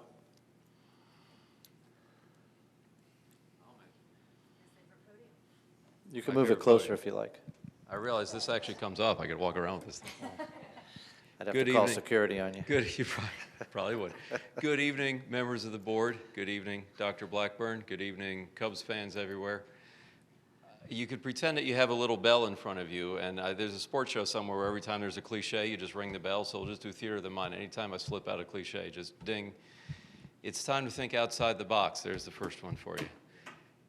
We're stuck at bargaining, and I'm not here to bargain a contract. I'm not here to talk numbers. I'm here to give you a preview of what's coming next week, and it'll be whatever Anthony talked about, a collaborative problem-solving process. We're going to try this at the bargaining table because I think the mood is there to try something different, try something new. Think outside the box. Think outside the bun. We're ready. We don't want to just wait till next year. We're going to give you an idea at bargaining, and I'm sitting back there playing with numbers and trying to figure out how this is going to work and trying to figure out how to explain it. We're going to give you something next week that if there is this commitment, I shouldn't say if, I've been told that's offensive, since there is this commitment to fixing morale, to working with teachers, to listening to the union, to us collaborating. And by the way, we're seeing a lot of collaboration. Anthony talked about some of it, but I've been working with a lot of other district officials and Dr. Blackburn and all of you to get some problems solved. I mean, there's a shift in the air. There's momentum. That's one. We're getting somewhere. And next week at the table, I'm going to give you an idea that you haven't had before. It's something that I guarantee years ago, you would have just said, nope, can't do that. But it's something that if you look at it and think about it, I think we can. All right, I'm not going to tell you what it is. I'm just going to leave it as a preview, and we're all going to wonder. But it's something that we should be able to walk away friends and get some work done. Finally, I want to recognize that some of this shift, a lot of this shift in the air towards positivity, real collaboration, not just collaboration name only, a true improvement in employment and management relations. A lot of the positive shift that we've seen in recent years has been because of your dedication that you've made, Ms. Nisi. I was thinking earlier, you were over here speaking. I took a picture of everybody there with the empty chair. Next time we meet, the chair is going to be filled, but that doesn't mean you're going to be replaced. So you've done a lot of good. We've all done a lot of good. Come together, and we're going to take this out for a spin next Thursday at bargaining. So there you go. So thank you all, and look forward to the next bargaining session November 3rd. Thank you. Darcy Otto.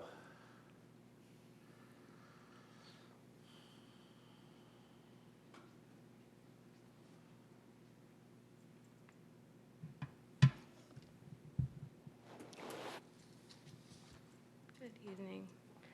I have really disjointed notes because the progression plan is on the agenda tonight, and I think this is the most important document that we discuss.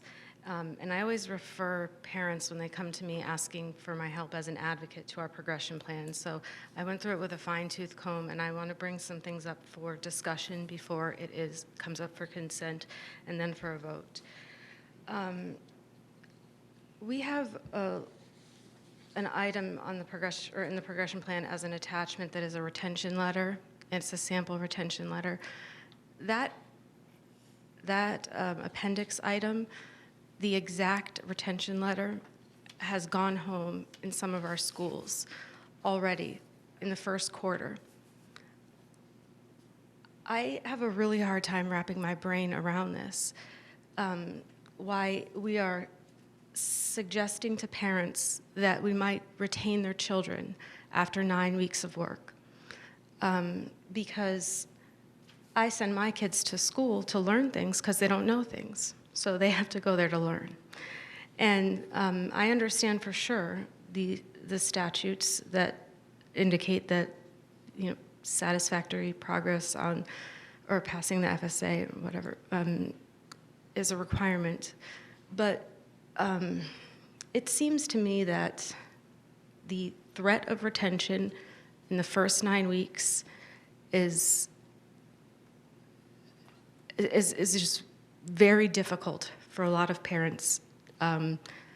And maybe worse than that, the idea that to sign this so that we can retain legally, because we have essentially given due process before we've even created a progress monitoring plan,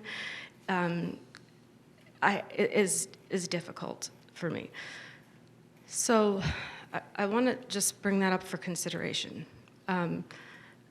Additionally, the law 1008.5 says that any student who exhibits substantial deficiency in reading, so substantial deficiency in reading, needs a progress monitoring plan.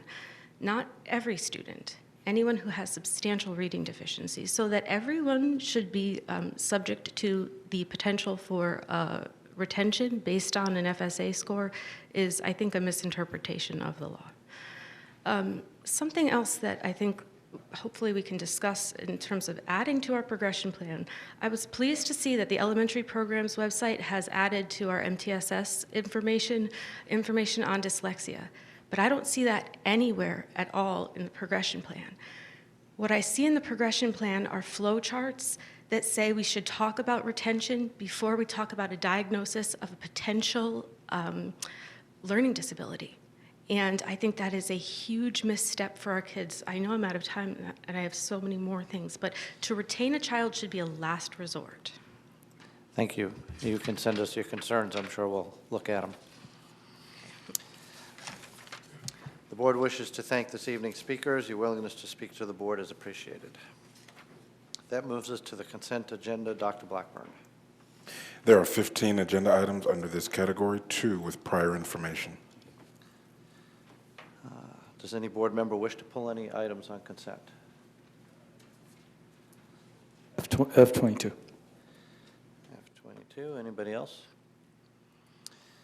Okay, I'll entertain a motion to accept the consent items with the exception of F22. So moved. Second. Moved by Mrs. Nisi, second by Mrs. Belford. Any discussion? I'd just like to make a comment. Yes, ma'am. I'd just like to make a comment on F21, which is the Stone Middle School track project.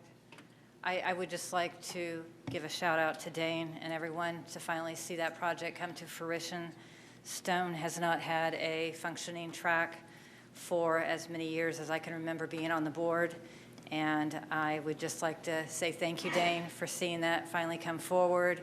And I know Stone is going to be very excited to finally have a functioning track for their track meets and for their community. And I would just like to thank this board for seeing that finally come forward. That has been a project that I know I've had on my list for a long time, and I just want to say thank you to the board. You asked some very good questions. I saw some of those come back and forth because you didn't know the history behind that.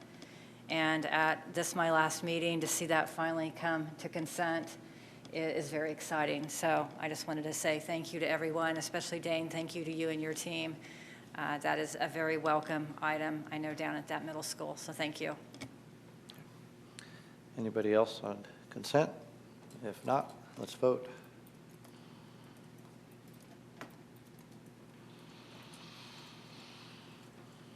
Passes 5-0. Mr. Craig, F22. I already discussed this with Mr. Theodore, but I think it bears some board direction possibly to the superintendent to figure out a better process. So if you look at like the third, in the discussion, the third paragraph, in the history of this is that we're trying to accelerate this this added cost. The ICOC has not seen it yet, yet we're utilizing contingency funds to pay for it, and maybe it's a semantic issue, but in the third paragraph, you know, the board doesn't meet till tomorrow, and we say that they will be advised. And that is not the intent, in my mind, of the ICOC. It is not for us to tell them what we're doing post fact. It is to give them the opportunity to look to see that we are spending the funds correctly. And I think there's an easy fix, and Mr. Theodore and I talked about it, and maybe it's something we can take back then to get it. We need to give the ICOC an opportunity to see something like this, and maybe it's as easy as an email vote or an executive committee meeting amongst them, so that they understand. What? Oh. So that they have an understanding of what's going on beforehand, so that we're not putting in a board agenda item that the ICOC will be advised after we've already made the decision, because that is not the intent of the ICOC, and I'm sure of that, and not the intent of the taxpayers who voted for it as well. So I would like to see us, if there is any consensus, to just give that opportunity, so that when we run into situations like this, that may be beyond our control, and we're trying to take advantage of prices, and we're trying to take advantage of multiple things going on at the same time, that we allow the ICOC to see that before it gets there. And there has to be a way to do that that makes it a little more transparent. Mrs. Henderson. Is the ICOC under sunshine? Then they can't do a vote by email. But we could give them information about it, and they could get information back to Dane whether or not, you know, there was a problem with it. But they can't take a vote by email. I didn't mean a vote, because I don't think they vote on the individual items. They discuss. So share their concerns. If exactly right, to get the information out. I apologize if I used the wrong term. To get the information out, and just just to, you know, I don't like advising the committee afterwards. I see what you're saying. I agree with that. But I think that it should be a simple fix. It shouldn't be and I probably wouldn't hold this up because of that. No, I don't see any reason to hold it. I just like some clarity. This is an oversight committee, not an authoritative board that blesses things to move forward. They are. I was on the understanding they were an arm's length group that pays attention and advises if they feel that we're off track. From what you said, Mr. Craig, it sounds like you feel the intent has always been that they have to bless things before we could. Wouldn't say bless forward. them, Not but sure I I'm would clear say on that it was never the intent to just go and do things and then tell them later, this is what we've done, it's too late at this point. That was not the intent. The intent was we would provide them, and we have done very well doing that. This is a one-off, and it just I think bears the opportunity to maybe fine-tune the process a little to ensure that there is full transparency, they understand what's going on, that we're reaching in a contingency to do extra, this costs more than what we thought it was going to, and I just think it's the right thing to do. I understand. I'm not sure. I guess we'll have to look at the agreement again that we have with them, because while that would be optimal in a perfect world, I don't know that it'll always happen that way. And if we feel it needs to happen that way, then there probably should be some clarity in the operational process, either by that agreement or by board direction, that it worked that way. I just want to throw it out there because I don't want to see the ICOC morphing into something that it's not. Sometimes we see that with some of the advisory groups to city councils and county commissions, where they think that if they don't approve it, it doesn't fly. Again, I saw them as a watchdog. As if something's being done wrong, they advise us, and we correct it. So That's exactly right. And if we've already spent the money, then and authorize it by board action, then there is no recourse. There's oversight of a plan. Say we agree with the plan and what you're going to do, and there's oversight of what you did, saying, whoa, you shouldn't have done that. And I think we need to clarify that. Is I don't have an issue with them vetting things if time allows, but I didn't see that was a necessity of the process, just from my understanding. So maybe a misunderstanding of intent, but I think some clarity needs to be had on their position or how the process works. Yes, ma'am. There actually is recourse. There's two things that you could do, Mr. Craig. The first one is board action could be taken to have it paid for out of different funds, so it's not out of sales tax. So that could be one action. The second action you could do is by Robert's rules, if you were in the affirmative on the action, so whoever votes in the affirmative at the next meeting has the right to bring it back and bring it back to a vote and change that vote. Now, obviously, if the order's already been placed, then that might be a different action at that point. But the logical choice would be if the advisory group says, no, we don't believe sales tax should be used at this point in time, we would just shift and use different dollars. I think that would be the recourse that would happen, is that if we feel so strongly that this needs to happen, then we would need to be willing to take the risk. If the group tomorrow does not agree with the decision, then the board has to be willing to risk using other dollars besides sales tax. I think that needs to be the alternative. If this is so important that it has to happen before the advisory group, then it has to be important enough to risk using other dollars. That would be my advice. I would like to ask either Mr. Theodore or Mrs. Hahn, at these meetings, would they vote on saying, yes, this is okay, or would they just say, thank you for telling us? I think you'll agree that Sue Han does a wonderful job of advising the ICOC on every action that we take. Mr. Ziegler, they do not vote on specific issues. What we do is discuss with them the issues and our intent on putting forward projects, and we look for consensus from them or concerns from them that we can address. We typically, I don't recall any specific concerns that they've had that we have not resolved in the meeting, and we've gone forward with those projects. This was an anomaly only because the regularly scheduled meeting this month, which should have occurred last week, was delayed at a member's request until tomorrow. So we were in a situation here where we didn't have the chance to inform them. I've discussed it with Sue, and based on Mr. Craig's comments, I believe that we have a very easy solution to the issue by simply informing them with an email and requesting them to email Sue individually if they have any concerns. Obviously, we would be looking for a 100% concurrence, and we would we would note that in the board agenda or the board discussion to you that we had received no comments of concern prior to your approval of the project. That's perfect. That's all. I think that's what we were talking about. So thank you. Thank you, Sue. That addresses the process and. Exactly. the- Yeah. the intent That's why I to said come it forward is started with. I fine, think it's a and so- simple process tweak, but Okay. I think it's important. That's works for me. Okay. Anybody else have anything on this item? Get a motion? Move to approve. Second. Moved by Mr.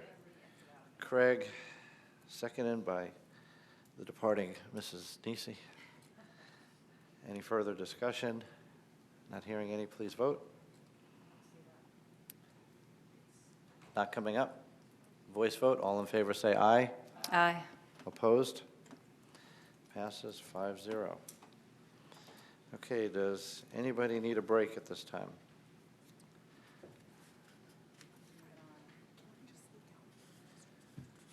You could sneak out. Would you like everybody to close their eyes so you can see? Yes, ma'am.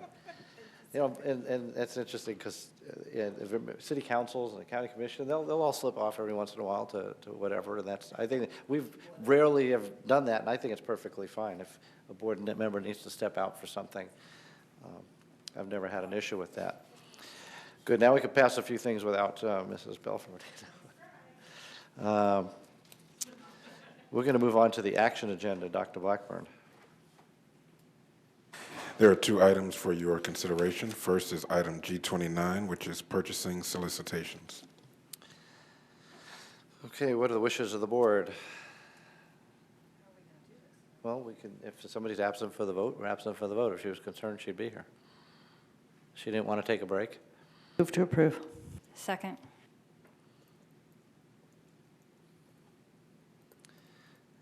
Moved by Mrs. Henderson, second by Mrs. Nisi. Any discussion on G29? Nope, not hearing any. Please vote. I was just going to get hung up because we don't have a voter? Yes, that's the issue. Didn't think about the technical difficulties that we would have, and that typically you would just vote and it would be a 4-0 vote. Then I guess we'll voice vote. All in favor say aye. Aye. Opposed? Passes 4-0. Mrs. Belford is absent for the vote.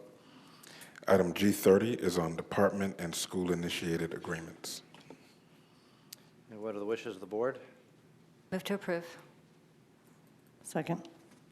Moved by Mrs. Nisi, second by Mrs. Henderson. Any discussion? And voice vote. All in favor say aye. Aye. Opposed?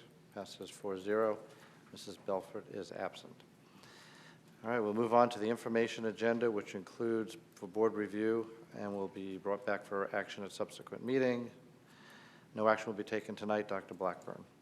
There are 6 items under the information category. Okay. Does anybody have anything to discuss on information? No. Wow, moving right along. Okay, nothing to discuss on information. Dr. Blackburn, staff report. Yes, thank you, Mr. Ziegler. Tonight, we have Ms. Michelle Irwin, Assistant Superintendent of Government and Community Relations, will provide the board and viewing audience an update on the Customer Care Center.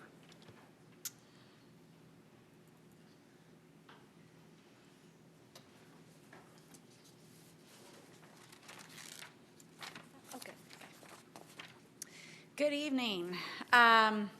So we did this thing called a strategic plan a while ago, and as part of that, one of the areas that, can you not see it?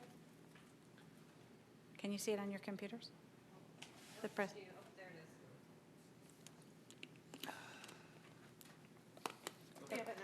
You have it now? Okay, good. So one of the things that we talked about to really focus our assistant superintendents in the leading and learning areas, focus on supporting their schools, was to start looking at how can we resolve some of the issues that often get escalated to their offices as part of the whole reorganization.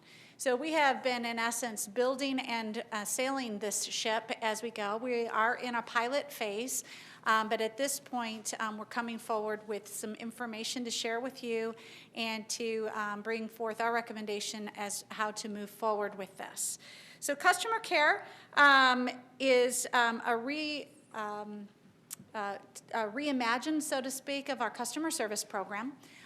To enhance what we're doing and to use analytic data to help drive quality improvement. Our purpose is to manage escalated calls, calls that come in on a variety of different reasons.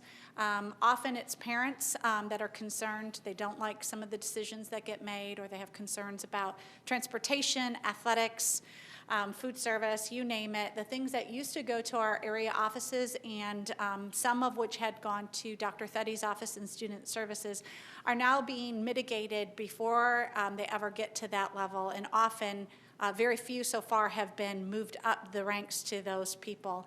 So I think we've demonstrated some success there. We also, as I stated, want to increase the offices of leading and learning and student services time to support our schools, generate that data, and reduce redundancy to increase efficiency. And what we really mean there is we've all been a part of an email trail where we've had 10 or 12 people listed on there, and everybody starts working at the same time to try to resolve it because we care about what people say and their concerns. That often results in principals receiving 5 or 6 even calls about the situation, and they have to repeat what they're doing. So centralizing this effort and getting the information to the right people who can resolve a person's concern is one of our main focuses here. This does align to our strategic plan alignment of R2, create a system-wide response protocols to constituent concerns. Where we are right now in this pilot phase is we have begun the development of protocols. And what we mean by that is when a call comes in or an email comes in, how do we manage it? What's the flow? How does it go from one person to the next? We've also developed some common scenarios that our customer care often gets. As an example, at the beginning of the year, many of our calls that came in were parents who were concerned with their students' classroom placement. And so we have some protocols already established so that our customer service agents can try to mitigate it at first, if at all possible. We've had some facility enhancements. You've all seen that. We do have an office now up there that allows, we are getting quite a few parents showing up at the office. They want to talk to somebody, and we need some privacy so that they can adhere to FERPA guidelines and also, not have it out in the middle of the front lobby.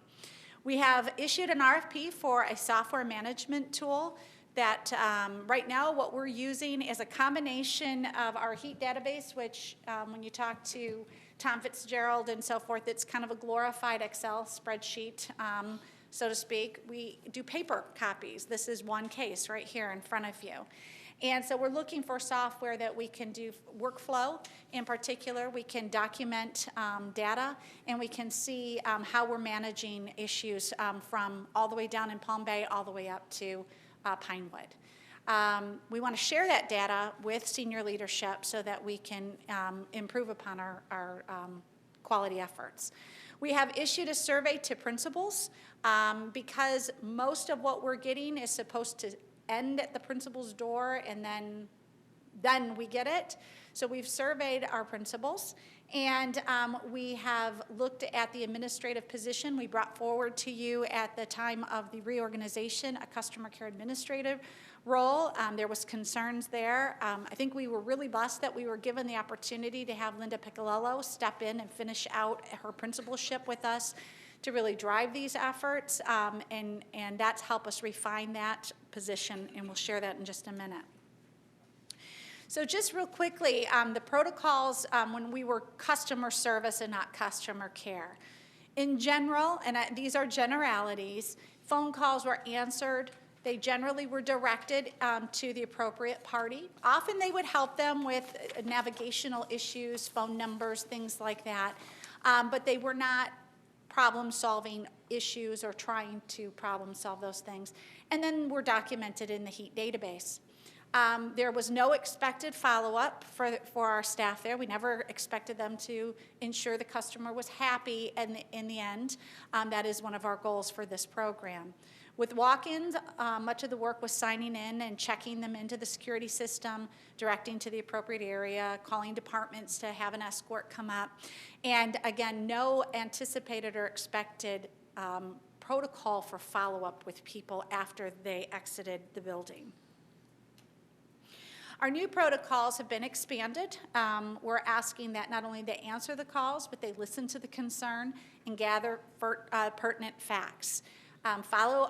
Then we are asking them to follow our established protocols. So as an example, we often get, at times, parents who get mad about a situation and the principal's never been made aware of the problem.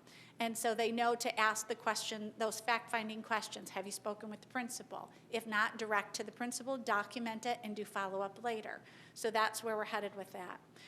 The software system will help us do that so that we can route that information to not only the person who we are asking to solve the problem, but there may be times when it needs to go for information purposes to other people. So if it's a food service issue in a school, parents upset with something in food service, we may send it to Kevin Thornton's department for action, but CC it to the principal so they're aware of what's going on. We also are asking them to identify who should respond. That's what we're talking about. Sorry about that. And then escalate advanced or incomplete calls to our case manager, which would be the customer care administrator. There are issues that we cannot expect our customer service representatives to try to solve. There are often issues dealing with very emotional parents, issues that normally a principal would handle, and so those are being escalated to the customer care administrator at this time. We're also looking for a monitoring of calls until a case closes, so we want to see case completions, and we will be doing follow-up surveys to those parents once we have the capacity to do that. Same thing with walk-ins, pretty much the same protocol, and as we are with the calls. So we're really trying to move from, it's a model that I used when I started many years ago out of college at General Motors with their customer service department, really to try to attract and retain our students. Currently, we have close to 6,000 students that have enrolled in school choice programs, specifically in charters, and so we really want to make sure that we're serving our parents. If they want to choose to go somewhere, that's great, but if it's because they're angry with us, we need to do everything we can to try to make it right. Facility enhancements, we did reconfigure the office area.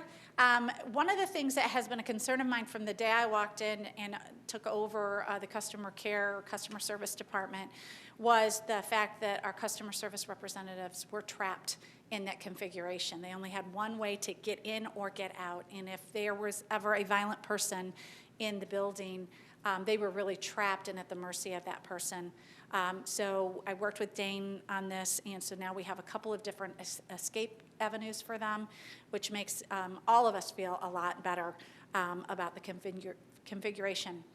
We're working with ET on a new phone system, so we need a phone system that can queue some calls, that will allow us to do callbacks if people don't want to wait for the next available customer care representative, and that has some hold features as well, and so we are working on that RFP with ET. And then we are adding a digital kiosk up front. This will not only be able to play some information from our BPS TV so we can brag about our schools, but it will also give right in front some directional information about things going on in the building. The software management tool, I won't go over this too much because we kind of talked about that. But what we have done so far is we have been pre-evaluating various different programs that are out there to kind of see what is it we really want in a software program. We have a budget established coming out of some of the revenues from our transcript money that we bring in. and which is what the money should be used for. We are in the process of going through the RFP right now. We need to then implement it fully, provide training, and then ongoing communication. Just some information, some quick facts. Again, I have 2 cases right here in front of me. We are averaging about 90 cases per week that are resolved. They vary from all kinds of different things, from classroom placement, behavior, and discipline, and these are usually concerns that a parent has about discipline that's happened, and so it takes a lot of time walking through the discipline process with them. Athletics, ESC, transportation, and facility issues have been some of our primary issues that we've dealt with. Our survey, we talked about that. We had a 65% response rate. 80% responded either that they felt that their experience so far has been either excellent or good. 18% said they were neutral, and some of their comments were just that it got handled, it was no big deal to me. And then we had just 2% indicate their experience, they were not satisfied with their experience.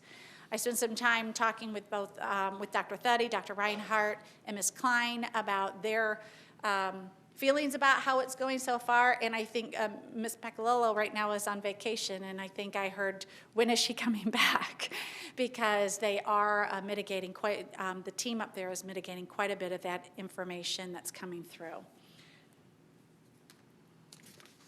So we talked about the administrative support, took to heart some of the comments that were made. I know there was some concerns that that wasn't vigorous enough in the responsibilities given the pay grade that we were asking for.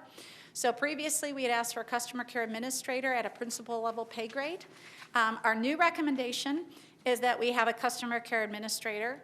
We're adding some job responsibilities. First is some of the initial custody issues that often get escalated. Dr. Thuddy deals a lot with that, and her time could be put to other efforts if we could handle some of those things for her. And also providing customer service training out in our schools for our front office staff. We have done 1 so far and had a lot of positive feedback on that. We're looking at placing the position on the job description at a non-bargaining 17 at 11 months. And at this point, our recommendation for the remainder of this pilot year is to use contracted services through a third-party service provider. And then, of course, our rationale for this is that we have found that the school-based issues really require the expertise that comes with somebody who's been in that role before. People often want to speak with someone who has some type of authority. We need to provide administrative support for those escalated calls.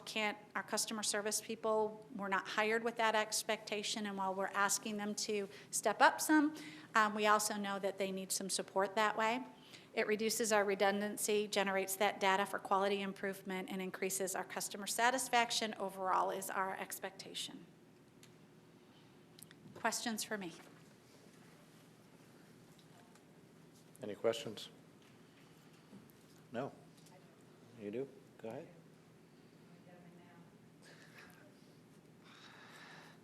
Well, it's not going to affect me, but I have a couple of concerns. I know I asked some before the meeting. I asked some, just a couple of points after looking at your PowerPoint. You're adding additional duties to the staff and customer service, the people out front.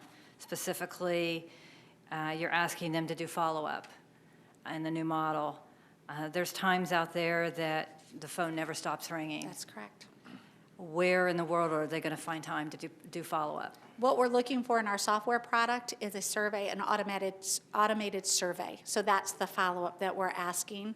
And if they have a unique circumstance that they can, either they will do it or it would be the customer care manager that would do that last bit of follow-up.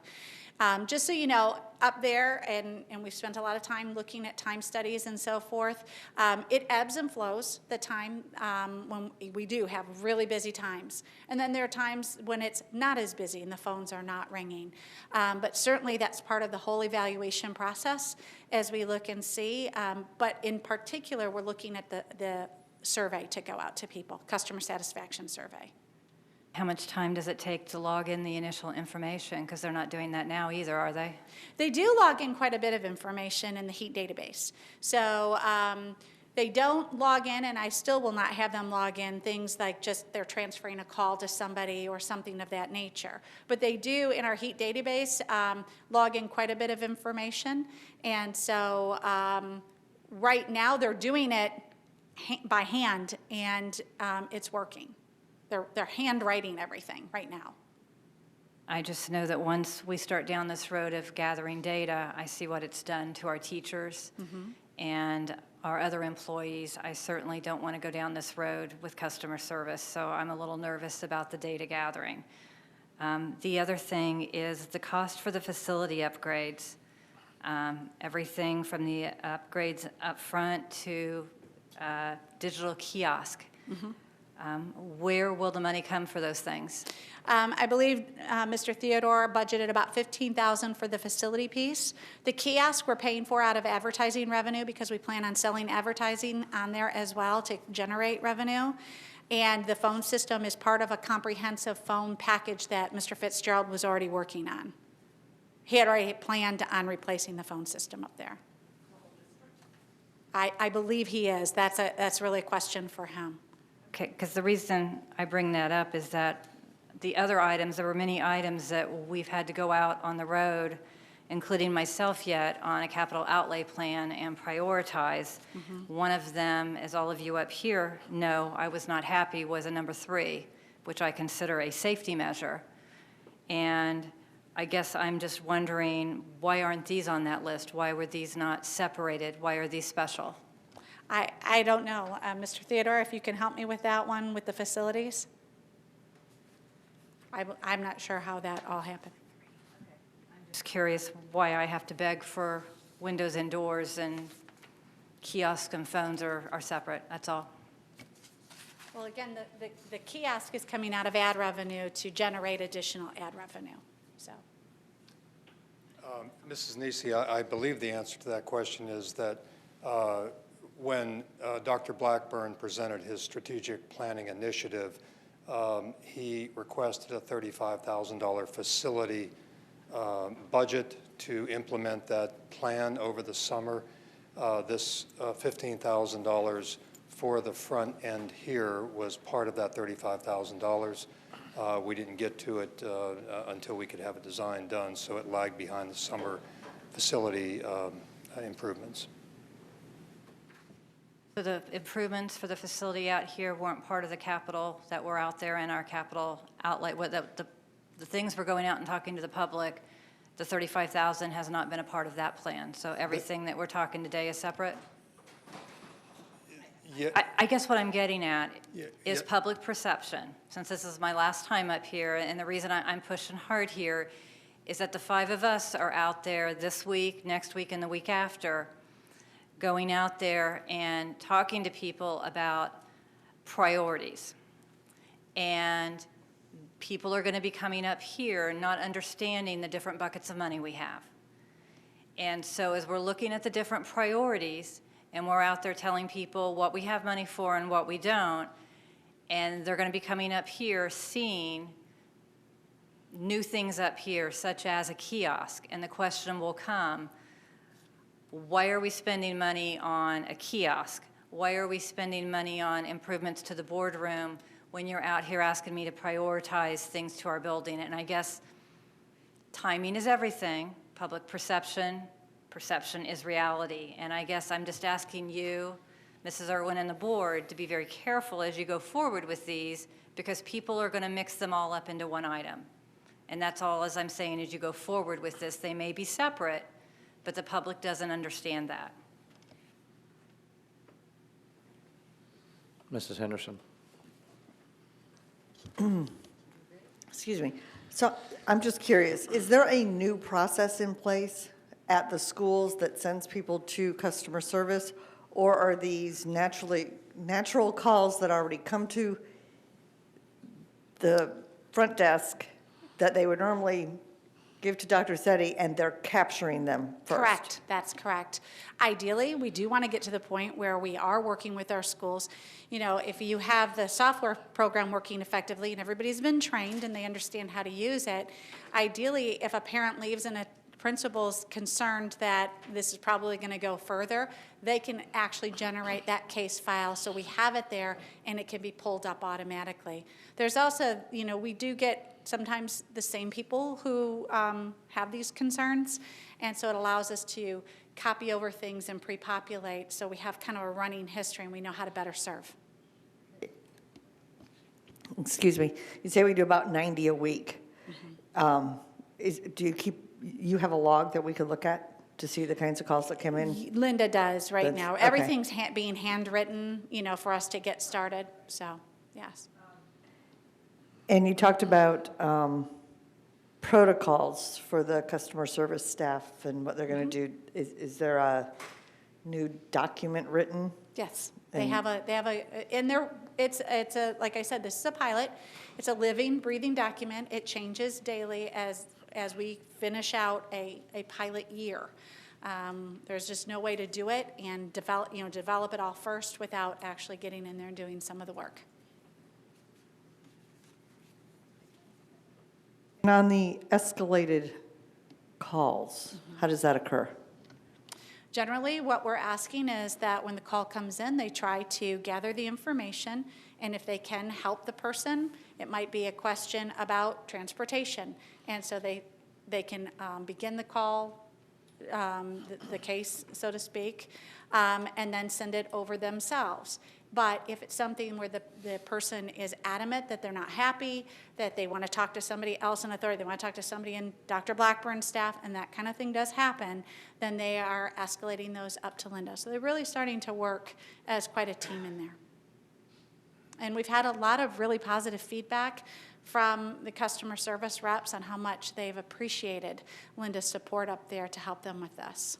Yes, I've heard that. How many escalated calls are there? So if you get 90. Those are the escalated calls. Those are the escalated, Yes. okay.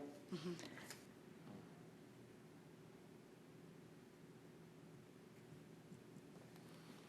Anybody else? No? I just have one quick question. Sure. Thank you, Mr. Wren, for this information. Just a quick, and it really is more of a curiosity question than anything. On your survey data, that data came from principals, and you identified that 2% indicated that they were unsatisfied. Correct. Do we know why they were unsatisfied? No, I haven't had the opportunity yet to follow up with them, but we certainly will. Thanks. Mm-hmm. And Mrs. Nisi, you asked a question about phone systems. There is a bid going out or went out for VoIP for all of our schools, yes, the entire district. We have phone systems that are probably older than 20 years old that we're paying a fortune to keep alive, a fortune for labor and parts if we could even find them. We're not connected. If we go to a more state-of-the-art system, we can bring our communications in on a different medium, which will save us a lot of money on communications. The goal is that it has adequate return on investment to make, to do this, and that'll be vetted out. Some aren't more than 12, because when I got elected in 2004, one of my issues was that the beachside schools didn't have phones. So in 2004, that was one of the options. There were newer systems, So I know some too. are just 12 years old. There is also, we also do have some VoIP systems in operation, the Cisco Call Manager systems, which will be replaced, but understand that that system works on a licensing. It's a software-based system, and it works on very, very expensive licenses to keep it going on, even on an annual basis. No. So that'll also tie all the schools together, provide advanced services. I believe in like O'Galley High School, even their paging system is out, so they're looking into whether this is, whatever is chosen could incorporate more state-of-the-art paging systems in the schools, et cetera, but there has to be a verifiable return on investment. And it's very, very the belief is it will be well worth the investment, possibly even a savings. Mrs. Belford. I'm glad you brought that up, because one of the things that I was going to bring up in board discussion, and perhaps you can answer it now and we can just cut to the chase. With this transition in phones or phone services, will we discontinue the practice of being charged for long distance and or requiring staff members to go to the front office and get a code to make long distance calls in the school? That depends on the contract for the service, but typically on what's referred to as SIP trunks, it's a lot less expensive to make those calls. And I don't know about international, but national, yes. I'm just talking like the scenario where in this day and age, landlines are decreasing, and a lot of people have cell phones from other areas. So currently, and it just happened the other day to me, my personal cell phone number is a 407 area code number. So my son's teacher had to step out and use her cell phone, her personal cell phone, to call me because she can't call long distance without going to the office and getting a special code to allow her to call long distance. I'm guessing because we pay per long distance call. So just a curiosity. Didn't mean to hijack you, Michelle.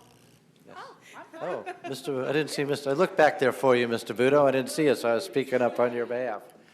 Maybe you can fill in what I missed. Dr. Blackburn woke me up with a couple of thumbs up. It actually, the technology is pretty close to what Mr. Ziegler was describing, and for the long distance, once we do digital, basically voice over IP, as he's calling VoIP, it all becomes to be, it behaves very similar to like your cell phone does now. Let's, as an analogy. The practice of the long distance in the schools is really a case-by-case, a principle designed, I guess, protocol, if you will. There have been times where the long distance were abused in classrooms by students, in offices by anybody who maybe would be there, visitors or employees that are there alone in the evening time. So there have been some situations over the past where they've had some problems with them. So they've been locked down for those reasons. So it's really been on a case-by-case. The technology allows long distance on every phone on every campus. So we've always applied what the principal and, in essence, the president of that facility has, wanted to use. I guess a more direct question than Mr. Budo would be, do we still pay for long-distance calls? Because it seems to me that that just doesn't happen anymore. I mean, yes. It seems like long distance, at this point in time, long distance is kind of bundled in, so we're not paying per long distance call in most of the world. It does if we had the newer technology. Our phone systems, our contracts are very antiquated, and some of the delays in the new contract actually have been because of the litigation between the carriers that has been going on now for an extremely long time. And Mr. Bison's not here tonight to give an update, but last I heard is it seems imminent, but I think we've heard that for a while, and it is totally out of the district's hands. So last question, and then I'm going to hush. When we transition, we'll no longer be paying long distance per phone call? Not within the United States. Overseas, it depends. And as far as that litigation, I believe it went through the appeals court last week, and I had not had a chance to follow up with Mr. Beislein to find if it was done yet. Did we? I haven't seen it yet then. Okay. Thank you. Hey, I'll catch up on my email one of these days. We've been trying to do that VoIP thing for a very long time. Yes. And there's just always been something in our way. And so it's not for a lack of trying. There's just been so many issues to get it done. Okay. Very good. Thank you. Dr. Blackburn. I just want to say thank you to Mrs. Irwin and the entire team for taking this pilot, making a go out of it, to start to create a consistent response protocols to all of our really customers out there, our parents who are advocating on behalf of their children, doing so in a consistent way so that we know the difference between an anomaly that happened at one school and a pattern of behavior where we need to apply some type of systemic solution. I think it's a really, really important effort, and I want to thank you and the team for it. Well, thank you. It has been quite an experience, and now the whole team seems to be like, let's make this like a model so other people want to follow it. So more to come. It's turned out a lot better so far than I thought it would be. So thank you. Thank you. All right, we are now at board member reports and discussion points. In addition to discussion points, I request that board members please include any information requests to be placed on board assigned tasks during this time as well. Do any board members have anything they'd like to discuss? Mrs. Belford? One thing. And my fellow board members and Dr. Blackburn, you probably saw the question that I asked on the stone track resurfacing about, I'm confused about what is covered and what is not covered. And I did get a response from Sue, who, back there. Thank you, Sue, for your response. So it's not specific to that issue, my comment or request, but in general, I would like to ask Dr. Blackburn that you look at what our rationale is in that area so that we have a better understanding. I know as we go out to these community discussions, I know there will be things that will be brought up. And it seems as though there's a lack of consistency as to how we fund things from the district at the school level when it comes to the track repair is covered and the pool repair is covered, but maybe the field repair is not covered, or the bathroom repair. So, and I'm not saying that we're doing it right or wrong. I would just like to have a better understanding of I guess I would like to understand that we have some solid rationale as to how we approach it and how we make those decisions. And if we find that perhaps that rationale is not appropriate, maybe that's a discussion we need to have in more depth to, where we need to go with it after the forums. It just seems to be somewhat haphazard. And we had a very lengthy discussion this week about that. Past reality is that, yes, absolutely, there are some inconsistencies and there are some approvals or denials based upon always being approved or always being denied. So bringing back, some kind of rationale to the board and the community is absolutely coming in short order. Anything else, Mrs. Belford? Good. Mrs. Henderson? And that just brings me back to consistency in what we're doing and whatever.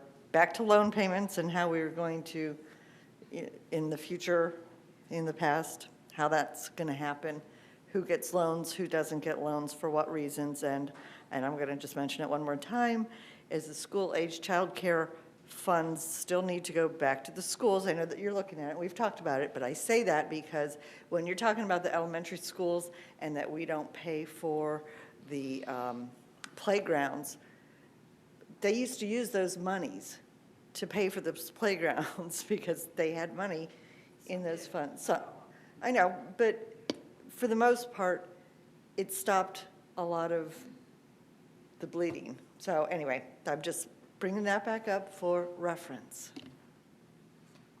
Okay. Mr. Craig? No? Mrs. Nisi? No? Then, yes. I guess this is our last meeting before our reorg meeting in November. We will be choosing a new chair in November. I wanted to say something while I was chair that I've wanted to say for years, is that I think that there ought to be a new chair. I've taken issue with a chair serving repetitively unless there's nobody else capable on the board or nobody else wants it on the board. No, I still feel. I know that with Mrs. Nisi leaving, we still have 3 very capable board members who can very easily chair the meeting. So unless it was the desire of the board, I don't think that that should happen. We don't have any policy or procedure to dictate that there has to be a change or that a vice chair has to follow, but just like in succession planning, I think that's just a standard good practice or rule of thumb. I don't think we necessarily put anything in place, but I just wanted to express my feelings that I think everybody should have a turn in the barrel, so to say. That being said, I guess this is my farewell board meeting, and I wanted to thank my fellow board. I very much enjoyed leading you this past year, although we've been through some challenges. We've been through some differences of opinion, but it's very comforting to know that I'm up here working with a very capable professional group, that even when we disagree, we still get along great afterwards. There are clearly some boards out there that does not happen. And by that happening, I think what makes us all the more productive in serving our community, that we work really well together. I've made a few changes this year. I hope the board appreciates them and continues them, or would like to expand on them. One was empowering the board. These are our meetings. The board should have as much interaction and input and control of their meetings as you all feel possible, which is why I moved the recognitions to the front, so we can do those while there is an audience, which is, I made the change about moving to the chairs to see the students. I've always felt awkward behind them, and I believe they probably felt awkward with people behind them as they performed. Dan Bennett specifically asked me for a podium up front. I know he would like it closer, but I get a little nervous, Dan, when you're that close, so we'll keep it where it is. But the point of that is in all the other chambers that have meetings, the speaker is speaking to the council, to the board, and I believe it cuts down on some of the playing to the audience. I think it's worked well. It'll be up to the next chair if they want to continue that. I've also tried to do my best to make the meetings fun, so that those watching reruns at night have a laugh as opposed to fall asleep. No, it's just to make the meetings more enjoyable, and I think we've kept to a reasonable length of time. Although I'm stepping down as chair, I will be continuing to be involved in such things as the Central Florida Public School Board Association or Coalition, which I am slated to be the incoming chair of for 13 counties. Hopefully that'll be a lot easier than this was the past year, and I'll keep you updated on what's going on there. But thank you very much for your support. Yep, and hopefully I don't have to kick anybody out. But it's been a great year. We've got a lot accomplished, and I'm looking forward to the next year and the next chair. Thank you. You just had to get that in. Huh? Okay. Dr. Blackburn, do you have anything to add? Wanted to remind everyone that we began our 9th annual Food for Thought food drive yesterday, and it will run through the 28th. Every can counts, so every effort in getting the word out is appreciated. Also, we can still use volunteers for our packing party on November 5th. It will be held at the 520 warehouse from 9 to 11 a.m. If you are available to give your time for this cause, please email Pam Escobar. Speaking of Pam Escobar, she won't like me doing this, but I'm going to do it anyway. Let's please give Pam a round of applause for her efforts in coordinating this food drive. Thank you very much, Pam. I told you she wouldn't like me doing that, but thank you. A couple of updates to the board and the audience, places that I've been fortunate to get invited to. Apollo Elementary's 50th anniversary. That was a great time. Thank you to everyone that came out. October 12th, Barnes & Noble for our leaders, our readers book study. On October 14th, a huge shout out to the educators here in Brevard for the 2nd annual ESET 2 teacher convening. So thank you very much for that. And Dan Bennett and Mr. Colucci, thank you for the invitation to the BFT General Membership Meeting. And please let your members know, I'm sure I can speak for all of us, we appreciate the candor, the honesty, and willingness of an exchange of ideas. I don't think there was a one-sided conversation. It was really collaborative, and there was a lot of candor there. Thank you to the Home Builders and Contractors Association. On the 20th of last week, Mr. Theodore and I had lunch with them and presented a preview of the capital planning plan that we're taking to the communities. Thank you, Human Resources, for the October 20 Level 5 Leader Mix and Mingle, where we're working deliberately to establish our pipeline through the district, invest in ourselves so that when there are available positions in leadership, that we scan everywhere for the best and brightest. I shouldn't have used that terminology, but we scan everywhere, but we make sure that our Brevard administrators and teachers fill those positions. And last night, Mr. Craig, I think you mentioned it, but thank you to Cocoa Beach Junior Senior for our first round of community facility capacity planning forums. We'll be right here in this room tomorrow evening at 6:30, where there will be a live stream and a Twitter chat. Is that right, Mrs. Irwin? Tweet chat. Okay. Mr. Theodore is looking forward to that. He's more of a Snapchat fan, but he's going to do Twitter tomorrow. Snapchat, is that with or without a flash? Without, I believe.